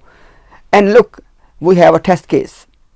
So therefore, somebody like that, so one of these young missionaries or imams, even if they were imams for 10 years, they wouldn't be able to debate you if they haven't read the written works about him. You'd be able to. I would say yes. And the thing is this, Declan, look, somebody might say, oh, look, they are sitting in their room and boasting and all of that. We're not boasting, okay? Again, we give them invitation. Let's have a live Q&A. You are more than welcome to ask us whatever you want to ask. And then let us ask you as well the basic things from Mirza's writings. So people can see if you know him or not. No, I absolutely agree. Yeah. That's how you can decide. Yeah, no, absolutely. Just by saying we are lying. It's no good just it's no good doing choosing a topic exactly and for it to be pre-recorded and so on. It has to be live. It has to be spontaneous. Yes. And ask anything. And I would say that, for example, I'm not sure, whatever. If they trust you, for example, I would ask you that, okay, you sit between us, invite them, invite us. Let's have a live discussion. Oh, I've tried that. I've tried that for negotiations were going on for about 6 months, and it's not going anywhere. Dither and delay, and you give up in the end. Yes, you give up in the end. They actually engaged with me from this. I tried to engage with them in the first instance. Yeah, I tried to do it, and that's why I've moved on to. You have to move on after a certain time. Absolutely. Because you know. And look, we can even offer for a dialogue, for a discussion, like a podcast setting where you can sit as a neutral, as a moderator. Okay, you're a Catholic, you're not Muslim. Okay, they are Ahmadis, we are Muslims. So maybe you can propose to them that why don't you come and sit with me, and I will serve as the middle ground, or let's say the moderator between the two parties, so that we can have a moderated discussion. If they are not giving an answer to our question, you can probe them, and if we are not being honest and straight about our questions, you can probe us. I can do that, Adnan, but the thing is they'll come back with such a long list of conditions, and it just goes on. And we have no conditions. Yeah, we have no conditions. We have no conditions. And then the list of questions has to be verified, and from what I know about them is everything goes through this huge chain of command. Well, we might be even what you're proposing, even if this did go ahead, we're talking about this time next year. Declan, are we paying Are you coming back next year? Are we paying you to say this? No, you're not. Because they're the kind of people next year, the next trip. Yeah, because you're saying these things, Declan, on record. You're saying these things on record. They are the kind of people. Nobody's paying me for this. I wish there were. They said this to us. So you're being paid to do this. We wish we were being paid. No. We are struggling to make ends meet. We have expenses. I'm doing this because I'm really, really interested. Yes, I'm really interested in it. Absolutely. I wouldn't be doing it if I wasn't interested. So I just wanted to get that out of the way. But I'm also interested in finding out the truth. Yes. Because any Catholic or any Christian that I tell them about Mirza Ghulam Ahmad, they haven't got a clue who he is. Yes. He's supposed to be our promised Messiah. You need to write another book. You'll have to write another book. I've thought about it, but I cannot write it until I've read it. Yes. I want to read every single word he wrote, whether it's the revised edition or whatever edition. Well, you'll be waiting for a long time. I would say in that case, I would say that you should push to them for my invitation. Well, if they ever invite me back again to talk to Asif or someone else, I will definitely ask that. I will definitely push for you. I've got a good question for you. So imagine now, the Caliph, the present Caliph, if you were invited to his office, if you were invited, it'd be like going to see the Pope, a special audience with His Holiness, and they're relatively short audiences. I think if you go to the Pope, let's say in Rome, he'll give you 20 minutes of his time. He's very busy. So imagine if you were going to the Caliph, he was going to give you 20 minutes, undivided attention, and you were invited to ask him just 2 questions, Adnan. Just 2 questions in 20 minutes. 10 minutes per question. What 2 questions would you ask him? The first question I would ask him basically is, how can you believe in an individual as a prophet of God who not only praised the British colonial rule in India, but also expressed his heartfelt desire to serve that rule? So it didn't stop at praise. He expressed a desire to serve the British rule in India. So And what's the problem with that? So you'd be asking him about his great grandfather here. Exactly. Mirza Ghulam Ahmad Qadiani, the founder of the movement, of the religion, the founder of the religion, who wrote a lavish tribute to Queen Victoria, which is not a problem. I've already acknowledged that Queen Victoria as a person was a very noble person. She had noble intentions. She was a good woman, but she had no idea what her administrators, colonial administrators, were doing around the world. Every time she got the news of their oppression and their racism and their tyranny, she did her best to stop it, right?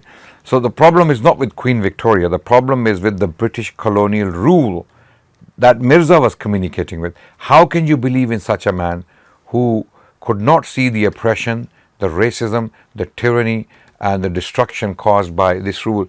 Now, especially, Declan, especially when he himself was active as a reviver, as the promised Messiah, or even a prophet of God. I'm saying in inverted commas, right? All of this. He was active from 1880 to 1908 until he died, let's say. These are his active years, about 28 odd or 30 years, let's say, give and take, right? It was in this period when the greatest number of people died in India under the British colonial rule. There are two historians who have put together research, okay, and they claimed 100 million people died between 1880 and 1920 due to the British colonial policies in India. In India alone, we're not talking about Africa, we're not talking about Australasia, we're not talking about Canada, what was happening to the Native Americans, because all of this is British territory, okay, at that time, British colonial territory. We cannot blame the current British government and the British people for that today, because they have nothing to do with those crimes. But those people at that time, in the 18th century and the 19th century, okay, and the early 20th century, these crimes were committed, especially when Mirza was active as a prophet or as a reviver of this religion. Was he made blind by God? And every single example we have a prophet of a prophet in history, prophets stood up to oppression. They stood up to the tyrants. Yeah. For example, Moses against Pharaoh, Abraham against Nimrod, Even Jesus. Jesus against the Romans and his temple authorities. Yes. Right? And this is why he was allegedly crucified. Yeah. Okay? Because he stood up to oppression. Yeah. He challenged the oppression of time. And amazingly, So why didn't Mirza Ghulam Ahmad do that? why didn't Mirza Ghulam Ahmad Qadiani stand up to the greatest oppressive power in the history of humanity that committed some of the greatest crimes, more than British? What do you think could be the possible reason that he didn't? Because he himself was, first of all, he wasn't even a decent man, let alone a prophet of God. He wanted privileges, he wanted support, he wanted the good wishes of. Did he get all that? Not in his lifetime, I don't think so. But his son, Mirza Bashiruddin Mahmud, definitely had the support of the colonial establishment. He even sent men to fight the Ottomans during the First World War from India. Qadiani men were sent from India to fight in the British in the First World War, during the First World War, on the front in Iraq against the Ottomans.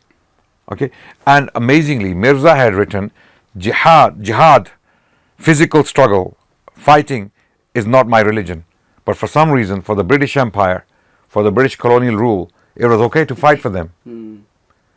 For the cause of Islam, you could not fight the British in India, because many people, they wanted to fight the British colonial rule in India, okay, because it was oppressive, outrightly racist, tyrannical, genocidal. And by the way, Declan, I'm not making this up. This is not Adnan Rashid speaking. This is academics today who are writing works on the British colonial rule who are saying this. There is a very excellent book I invite you to read by Shashi Tharoor, an Indian politician as well as an author. His name is Shashi Tharoor and he's a Congress party member. he wrote a book titled Inglorious Empire. Inglorious Empire. Okay, like we have this movie, Inglorious Bastards, right, about the Nazis. I mean, sorry about the title, but because they're talking about the Nazis. Just like that, he wrote a book titled Inglorious Empire, and in this book he puts down all the evidence of the oppression and the tyranny of the British Empire. I would ask Mirza Masroor, coming back to the question you asked, why would you believe in a person like this to be a prophet of God? This person is not even a decent man, let alone a reviver, the promised Messiah, or a prophet of God. That's the first question. I was going to say, what's your second question? The second question would be, how can you believe in this man to be a prophet of God when his writings are riddled with contradictions, irreconcilable contradictions? These contradictions cannot be reconciled. It is impossible to reconcile some of those contradictions that we can find in his writings. His writings are riddled. When I say riddled, we're talking about hundreds of contradictions here. We're talking about thousands. In his 23 odd volumes, Ruhani Khazain, each and every single volume, okay, has content that contradicts with another volume. Directly. Sometimes mathematically. Yeah. There are mathematical contradictions. Okay. These contradictions cannot be from someone who's inspired by God. This is impossible. It is absolutely impossible. Well, we'll have to imagine what sort of answers you would get. Yes, I can only imagine. Okay. Adnan had his 20 minutes with the Caliph. Next in comes Muhammad. What questions would you ask him? 2 questions, 20 minutes. You know, first of all, I would not be excited at all. You wouldn't? No. Okay. The reason is because I know the knowledge of the Caliph, not about Quran and Sunnah, about Mirza Ghulam Qadiani's own writings. Well, he must have read the originals. Okay, let me tell you this thing.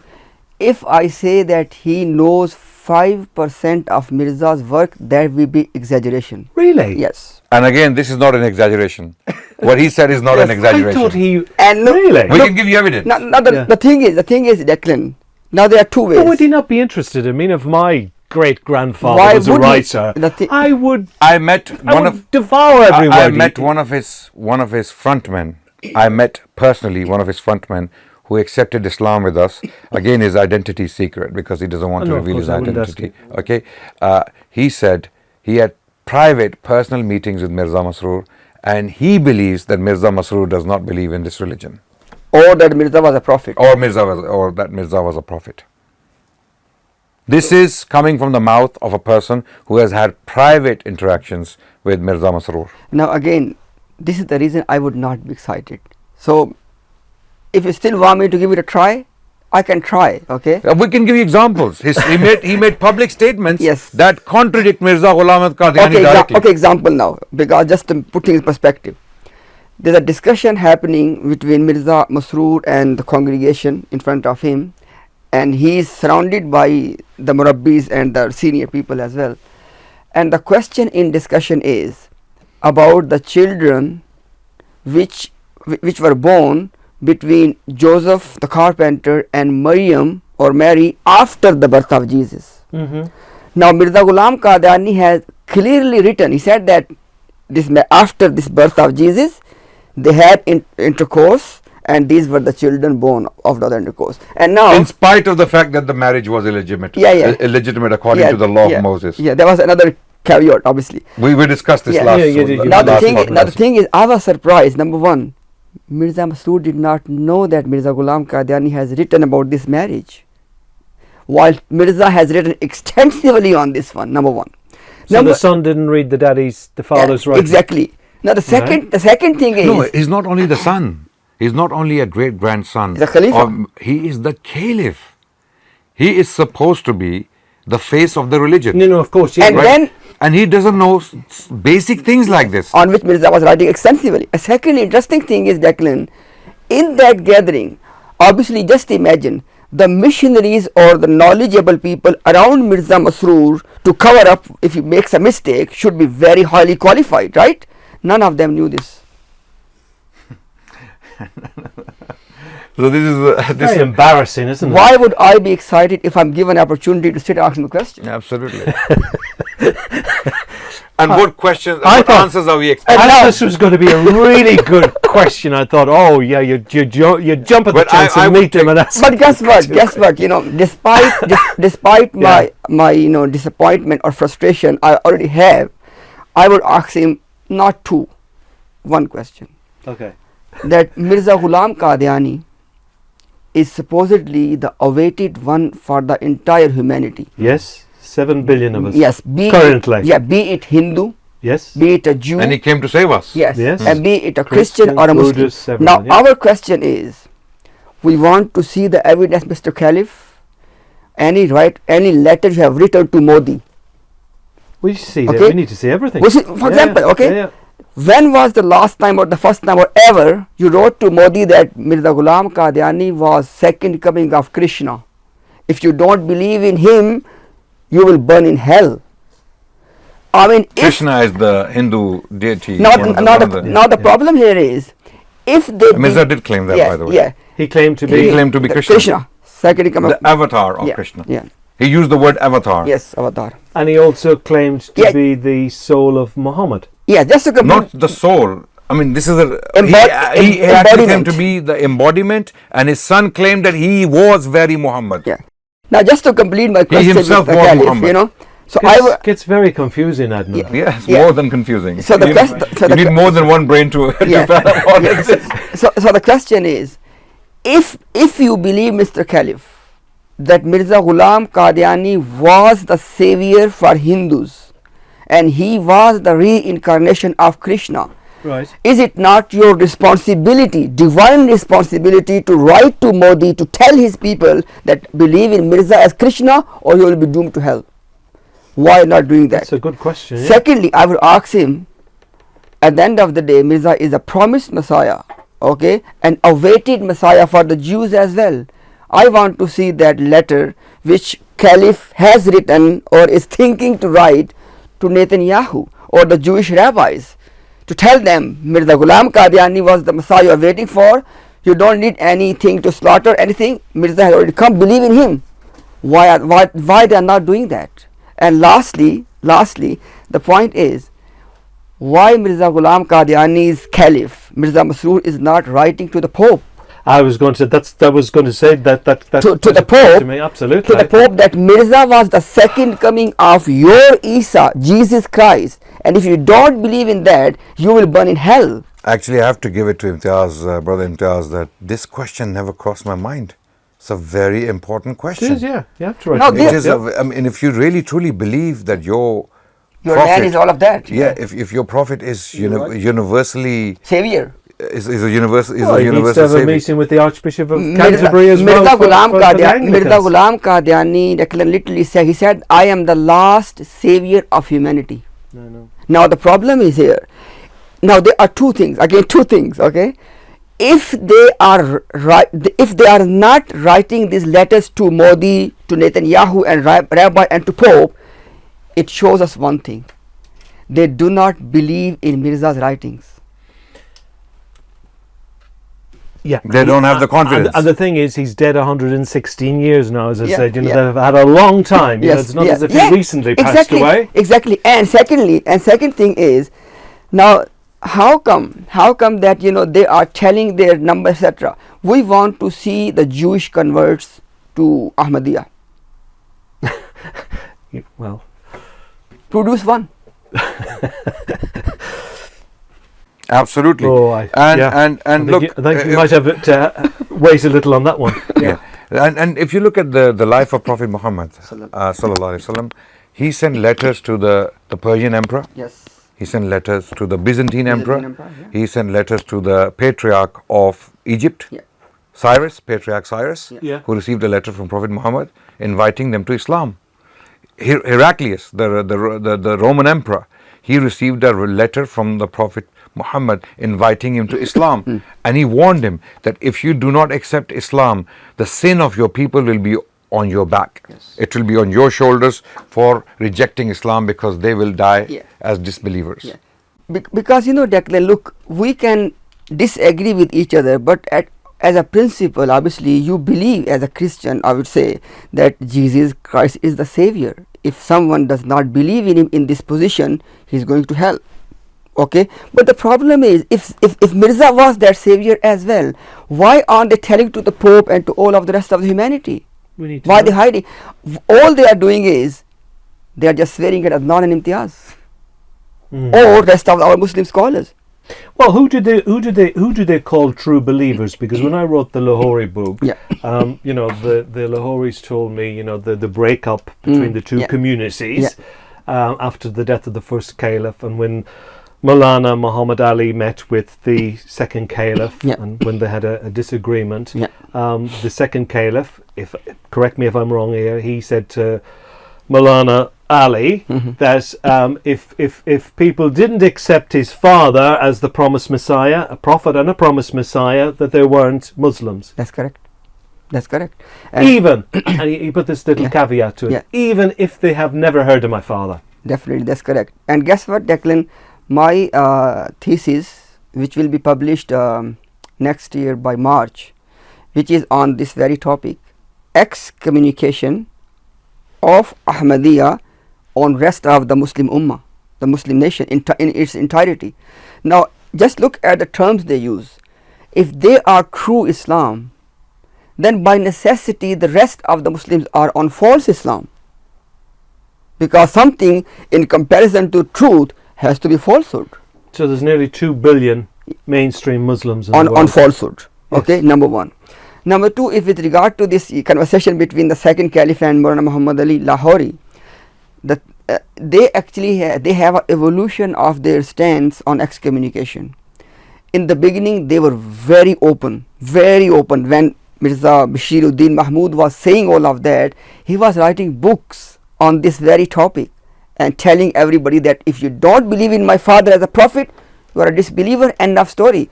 But then from 1953 onwards, that's a key year. Now, why is beyond the scope of discussion, it's a lengthy topic. From 1953 onwards, they started to change their stance. Which caliph was in office in 1953? It would be the Mirza Nasir. Okay, Yeah, Mirza Nasir, all right. third caliph. Oh. Now, the thing is, currently, now this is something they are not telling their own audience or their own community members. The current stance of Qadiani Ahmadis, which means that the Ahmadis who are under the Caliph Masroor. So their today's stance is the stance of Lahori Jamaat. I mean, back in the days, they used to refute this stance. They used to write papers, and now quietly they have adopted their stance. In which sense? They would say that as long as someone says, I'm a Muslim, we will not excommunicate him. But how come Mirza Bashiruddin Mahmud was saying all of that and writing books on all of that, and Mirza Bashir Ahmad M.A., he wrote a famous booklet.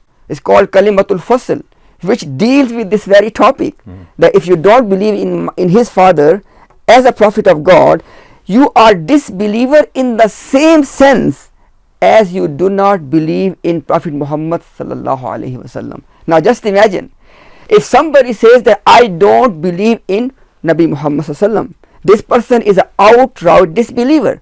And Mirza's son was saying that if you reject my father, his father, i.e., you are a disbeliever in the same sense. And guess what? Now they are hiding all of that. So my thesis is... So what's their current stance? The current Jamaat, who do they think the true believers are? Their current fake... Do they believe that you're true believers? I tell you, their current... Absolutely not. Yeah. 100% not. No. Oh, I You know, their current fake public narrative is that they are the true Muslims, and us people are, they don't call it false Muslims, we are the Muslims who are sinner because they rejected the... What is the opposite of true? I told you falsehood. False. For untrue? Yeah. Of False. course. Yeah. Untrue is one polite way of putting Yes. it. It's like a falsehood. But it means false. Yeah. True, false, right? False Yes, is yes, false, yes, true yes, is true, yeah, yeah. right? So we are upon false Islam. They are upon true Islam. Yeah.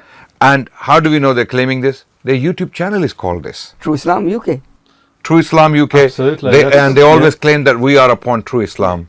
So they are saying in a very cunning way that we are the only true believers. Yeah. The rest of the world is basically filled with disbelievers. So there are only, So would they use that word? yes, Would they use the K word? the kafir. Yeah. The word kafir. Yeah. Mirza used it. Yeah. His son used it. And his son used it. Both of his sons use Yeah, it. yeah, They, yeah. They, Do have, they use it? The current community? No, No, they will no. not call you a kafir outrightly. there are two things now, actually. There are two things now. If some... Although, Yeah. sorry for interruption, Yeah. Imtiaz bhai, they have said it recently, the missionaries said it live, Yes. that yes, we believe you to be A kafir. disbelievers, kuffar. Kafir. Not only you, the Muslims, but also the Lahoris and the other splinter groups of the Qadiani Jamaat. All the other splinter groups are also disbelievers, kafirs, so are you. They And said it, the not- missionaries said it. Not to us. only this, by the way, they said that even the Lahoris, despite believing in Mirza as a promised Messiah and a reviver, they are kuffar, i.e. disbelievers, and they will burn in hell. Now the question is, it means that you are telling for last 100 years to the people that believe in Mirza, you will be saved. But the Lahoris believed in, okay, forget about Lahoris. Jamba group is one of their own offshoot of Ahmadiyya. It's called Jamba. Abdul Ghaffar Jamba is the name of the founder of this cult.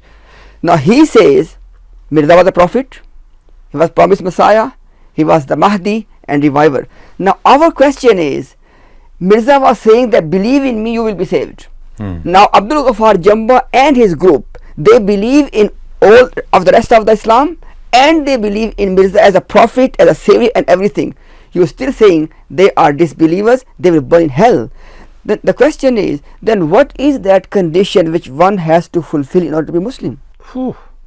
It's pretty hard criteria by the sounds of things. Yep. And this is, what I'm saying is that they never tell their complete narrative. You basically, I have the answer. The answer is you must take a pledge of allegiance with Mirza Masroor, the current caliph, to be a Muslim in their eyes. And if you haven't taken that pledge, no, that you're oath, not. Exactly. you're out. If you say that I do not accept him as the caliph, you're outside. Yeah. You're out. Yeah. You're not Muslim. Now it means, if obviously I knew this answer, but the thing is, the moment they will spell it out, they are in trouble. You know why? Because they have added that believe in Mirza Masroor or the caliph a condition to be a believer. Where's the evidence? Even Mirza did not say this.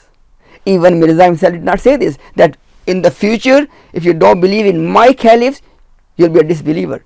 So if you have this criteria, where's the evidence? Well, it's made up as they go along, isn't it? Yes.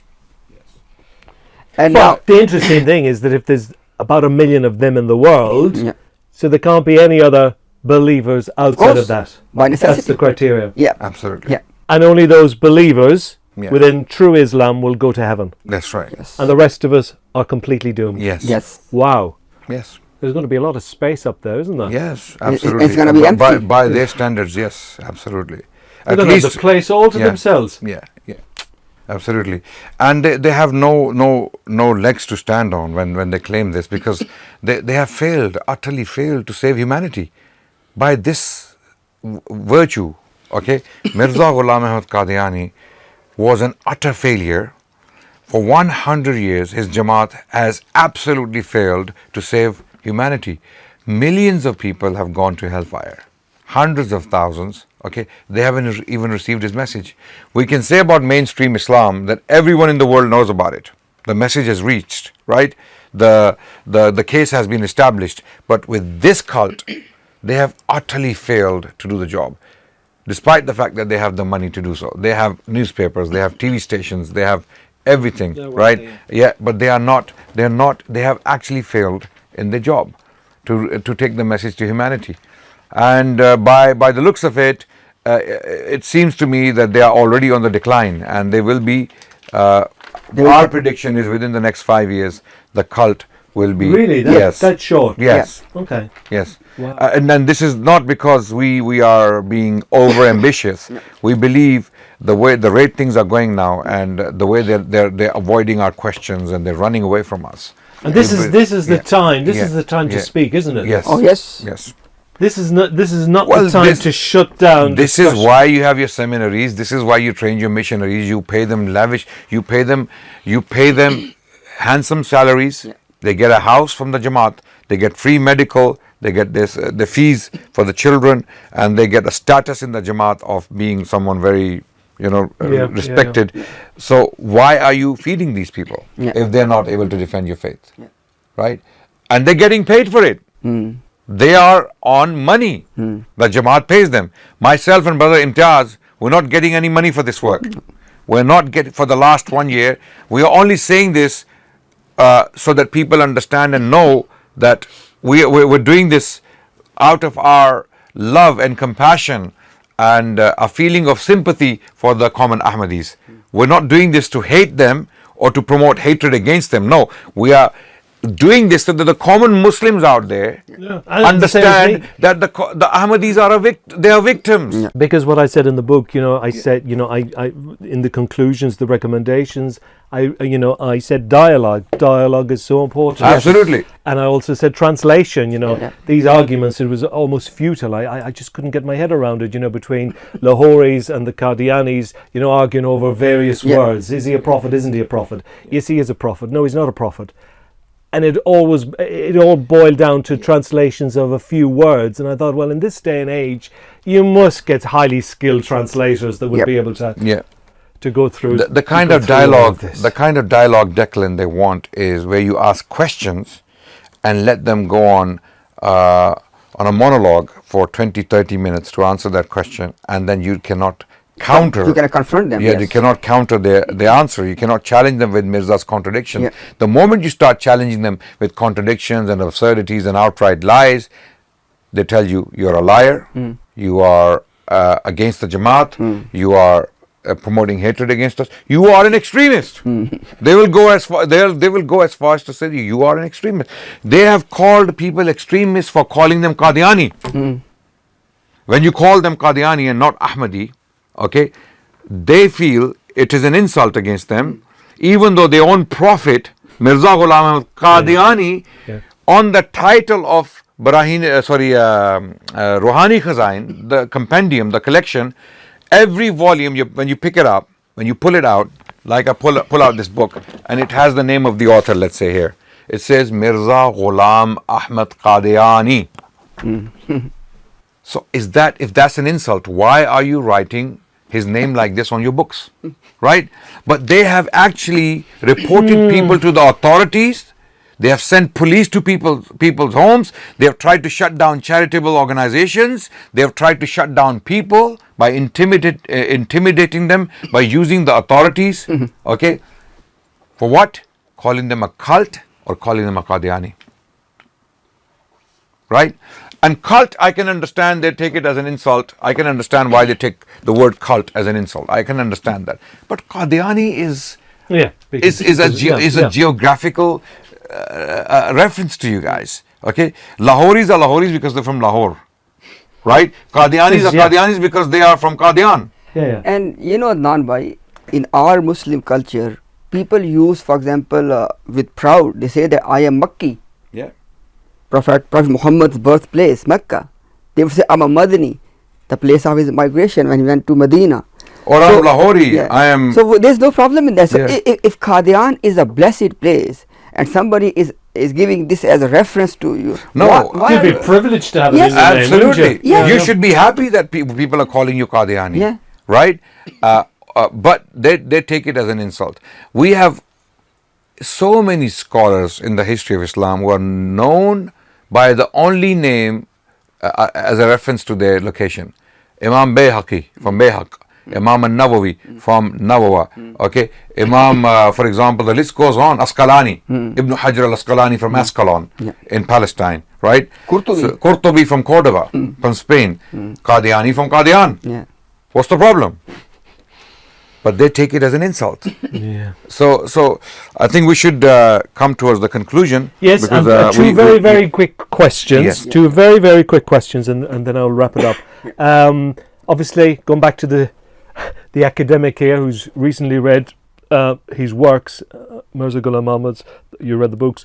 What would you say his contribution to Islamic civilization is? If you were to just narrow that down to 1 or 2 points, what would you say his contribution? Actually, if we look at it from the perspective of him being a writer an author. So for example, somebody would write, let's suppose, in the field of Quranic exegesis. He did not produce any commentary on the Quran. He only actually reinterpreted selective verses to prove his case. That's not the work. That's self-interest. Secondly, second genre of Islamic literature is called to explain prophetic hadith, the Sunnah, right? He did not produce any such explanation of the Sunnah. Yes, he did misinterpret it, only those handful of ahadith which he wanted to use for his purpose. Let's move on. The third area is called Islamic jurisprudence, Islamic law, the practical things. He did not produce any work. The fourth area is, for example, the financial aspect. Adnan Bhai will agree with me that today for the practicing Muslims, especially living in the West, one of the biggest challenges to have an option to buy the house, there's no interest involved. Yes. That's the biggest challenge Muslims are facing. The practicing one, practicing one cannot go to a traditional bank, for example, and some of them, they don't want to use even the Islamic option as well. They put a question mark on them. Now, what was the solution given by Mirza on this one? So what I'm trying to say is, literally, without being biased in any way, shape or form, be it solving a global problem of the Muslim Ummah, be it being a writer on the Islamic subjects, being, for example, adding something to Islamic as a civilization, there's nothing. So much so that whatever the work he produced has no literary beauty. It's a painstaking exercise even to read that. So even for example, somebody might say, oh, he's anti-Ahmadi, saying all of that. Okay, just imagine if Mirza Ghulam Qadiani was not born, hypothetically speaking, what have you lost as a Muslim civilization? It's a good question. Nothing. What do you think, Adnan, on that point? On the point that what Mirza added to the Islamic civilization. Yeah. What did he bring? Had it not been the birth of Mirza, what would you I think what did he bring to Islam? Yeah. Only harm, only confusion. Did he bring any good? I don't think so. I don't think he brought any good to Did the you Muslim see any good? No. Let me tell you, Declan, that the one thing they are just chanting day in, day out, they said that Mirza Ghulam Qadiani defended Islam in the British India. That's the one thing they want to just be proud about. Mirza Ghulam Qadiani's son, Mirza Bashir Ahmad M.A., he has written a biography of his dad, Mirza Ghulam Qadiani. It's called Siratul Mahdi, Biography of the Mahdi. In this one, he says that Mirza Ghulam Qadiani has done 5 debates in his entire career. 2 with Muslims, which I can discuss, but it's a different topic. Yeah. 1 with a Christian. Yeah. And one or two with a Hindu, but with a Christian just one, Abdullah Atham. And that was written. And that's documented by Mirza himself. You mentioned that. Yeah. Now the point is, even this one claim that Mirza was defending Islam, number one, he lost the debate. What is the proof? The people who invited Mirza Ghulam Qadiani to debate on their behalf, they left Islam and became Christians. So then what was the result of the debate then? It's one point. Second point is, Declan, that they said that Mirza was defending Islam because at that time Hindus and Christians, they were saying all sort of bad things about our religion. Guess what? We have on record the famous Lekram. Lekram is a famous figure, okay, one of the opponent of Mirza from the Hindu community. Lekram said on record, he said that Mirza Ghulam Qadiani is the reason for me to lift my pen against Islam. He said, had he not ridiculed and mocked our religion, I would not have said anything about Islam. So it's not that Mirza was defending Islam, Mirza was provoking the people to write against Islam. Actually, a lot of scholars of Islam at the time claimed that Mirza was an agent provocateur. He was trying to provoke tension in India, possibly serving the colonial project, because the colonial rule in India was very brutal. Would he have been paid for that? We don't know. Possibly. We have documents. We have writings in his own. He is confessing to have received favors from the British government in India, in particular. Okay, he is asking for those favors categorically. He's reaching out to the colonial administrators, asking them for favors. This is documented. He's even invoking the services of his father and himself for the British colonial rule so that he can get those favors. He even mentions specifically that his father, during the Indian Mutiny in 1857, sent 50 cavaliers to support the colonial rule against his own countrymen. So his father was a traitor, and Mirza Ghulam al-Qadiani was also a traitor for praising his father as some sort of hero. Hero for the colonial rule, not for the Indian people. Because the Indian Mutiny in 1857 was a combined endeavor of Muslims and Hindus together. They came together and they fought against the British colonial rule because it was so oppressive, so bigoted, so unjust that they had to get rid of it, right? And the Qadianis, on the other hand, claim no, the British had brought peace to India. They had brought stability to India. They had brought economic prosperity to India. But this is all a lie. Because during the Mughal period, in the early 18th century, before the British came on the scene, in 1703, let's say, when the Mughal Emperor Aurangzeb Alamgir died, the GDP of India was 23% of the global economic figure. Okay, 23% of global wealth was in India. When the British left in 1947, it was 4%. Allah. Okay, so India was bled dry systematically. The details are found in Shashi Tharoor's book, Inglorious Empire. He gives you systematic details documenting how the colonial rule in India impacted the economy and the people. Okay, how can a prophet of God ask for favors from such an entity? How can a prophet of God offer to spy for them? He published a form documenting the details of the people who are fostering ill feelings towards the colonial rule. He even called people who wanted to struggle against the colonial rule haramis. He called them bastards. These are bastards. And how do they respond when we bring this stuff out to them? Oh, your so-and-so scholar in India also said this. We say to them, we can throw this scholar on the wall. If any scholar in India praised the British colonial rule, there could be two reasons. Either he's bribed or he's in fear, which are both are human characteristics. Yeah, but of course. Greed and fear. It's either greed or But fear. they can be quickly dismissed. Yeah. Here we're talking about Exactly. the alleged Yes. promised Messiah. Yeah. Yes, Yeah. and when we have statistics, It's hardly, No comparison. a level pegging and field, when is it? Declan, when we have undisputed statistics, all academics are unanimous on those statistics that this was the outcome of the colonial rule in British India, right? When no one is disputing those statistics, what game are you playing? And why do you even try to bring this scholar and that scholar and this person and that person also praise the British colonial rule? How does that justify the crimes of the British colonial rule?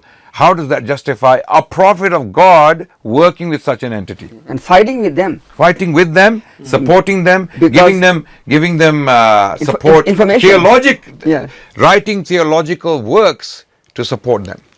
And Mirza Ghulam Qadiani said to the Queen Victoria on record, he said that my forefathers, they have shed their blood for your empire, and if the time comes, I will not leave any stone unturned either. Now, why are you pledging this level of loyalty to that colonizers? Why? Instead of giving an answer, oh, your scholar said the same thing. One. Secondly, the thing is that, as you said, Mirza Ghulam Qadiani was a Muslim second coming of Jesus. He should be strengthening the case of Jesus. Guess what? Mirza Ghulam Qadiani has written extensively to prove. He said that the Jewish rejection of Jesus is justified. And Jesus was a failure. Yes. Jesus was a trickster. Yeah. He used mesmerism. His prophecies failed. His prophecies failed. He failed in his mission. Yeah. He failed in his mission, and other insults, as we discussed in the last week. I think we should I just come want to to. closing. I just want to just thank you both very much. Obviously, you are going to continue with these debates, Yes. so there's no end in sight. Mm-hmm. You're on a roll here. But what I suppose, in fairness to them, what do you expect of them moving forward? As I said, this isn't a time to shut down. This isn't a time to not respond or to do response videos. When a discussion takes place, that's kind of cowardly. You need people here at the table, don't you? You need live debate, spontaneous. Yeah. Not planning something for 6 months in advance. Yeah. And we would like to continue the debate With them. with them. With dial, our doors are open. Yeah. We have nothing but compassion. We have nothing but mercy and sympathy for the entire Jamaat. I mean, even the missionaries. We don't wish them bad. We wish them well.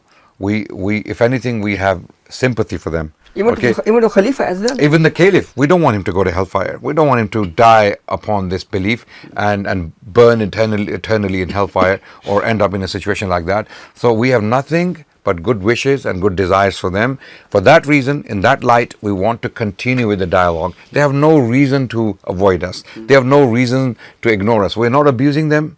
We're not spreading hate against them. We have categorically stated that anyone trying to use physical force against them or trying to attack them physically in Pakistan or in other places, anywhere in the world, we do not condone that. We do not condone that. We do not promote that. In fact, we believe it's bad, it's evil to do that. Yes. If anything, will convince the Ahmadi Jamaat and the people. Dialogue and education. Absolutely, education and dialogue. Absolutely, this is our way forward. Final word from our visitor. Actually, obviously everything Adnan Rashid Bhai said as his last words, I endorse all of that. That's number one. Number two is, they are using one thing as an excuse. They say that Adnan Rashid and Imtiaz, they have disrespected our noble figure, i.e. Mirza Ghulam Qadiani. Now, instead of me saying, oh, prove to me, show me where, without even asking Adnan Rashid, I would say on camera, we unconditionally apologize if there was anything we said ever that hurt your feelings. Let's have a new start.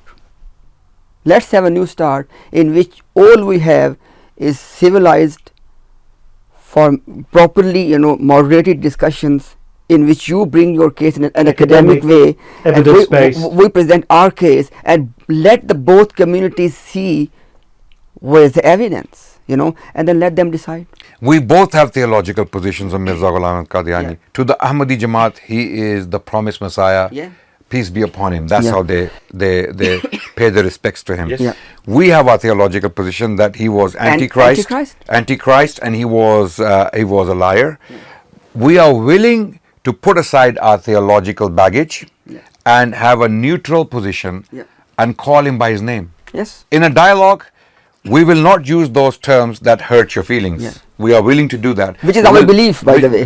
We believe that he is those things, just as they believe that he was a prophet of God, right? We cannot force them to change that belief. Likewise, they cannot force us to change our theological position on him. What we can do to promote the dialogue, to continue with the dialogue, we can only use his name without using any derogatory terms as they see it, so that we can have the dialogue, the debate. Yes. We're not hurting their feelings. Yeah. We're calling him by his name, which is Mirza Ghulam Ahmad Qadiani. But they have to be open, spontaneous debates. Exactly. Because not prepared 6 months in advance and just one topic. Can I ask you, Declan, before we end, are you willing to arbitrate or mediate or even moderate such discussions if you are invited to do so? Yes. I tried that in the past. Absolutely. So this is an open invitation to the Qadiani Jamaat. We have a neutral person here who doesn't have a horse in the race, okay, as they say, right? He can simply sit there and arbitrate. And he has written a book on your movement. He is someone who has credentials, who has researched your religion, okay, and he has written a book on voices in modern Islam, or voices of modern Islam. So he is someone who is aware of our literature, aware of our civilization and our religion. I'm very interested in I'm very interested in all of this. Yeah. I wouldn't do it if I wasn't. Yeah, absolutely, absolutely. You've given so much of your time. We thank you for coming all the way. And you know, Nanbay, the reason, Declan, I said that, look, if you want an apology, we'll give it to you. Why? Because for us, it's not our egos which are important. No, but I've never seen you rude or disrespectful in any of those live streams. We have used these theological terms to describe him, but we've never sworn. They are taken from his works. Yes. Yes. Yeah. Okay. And then the thing is, you know, Declan, instead of us prove to me where I said this, let's close that door. Let's move on, start a new era in which we are only engaging as a true academic dialogue. Side, but even if they don't, let's say they don't want to continue, and let's say the shutters really come down, you're going to continue anyway. We're not stopping. You're not stopping. We're not stopping, and we have hundreds of thousands of people listening to us. Yeah, and then we don't have any lack of. They claimed initially that we are doing this for money or for social media clout. Yes. But this is a lie, because we had clout before we engaged with them.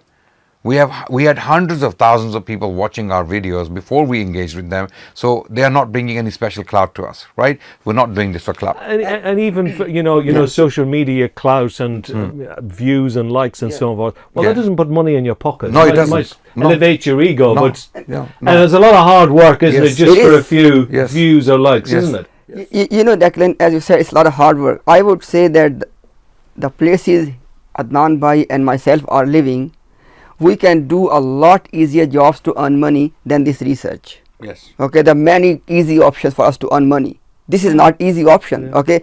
Secondly, you know, Declan, the point is, as you said, that what if they are still not interested despite all of this invitation and being all of this fairness?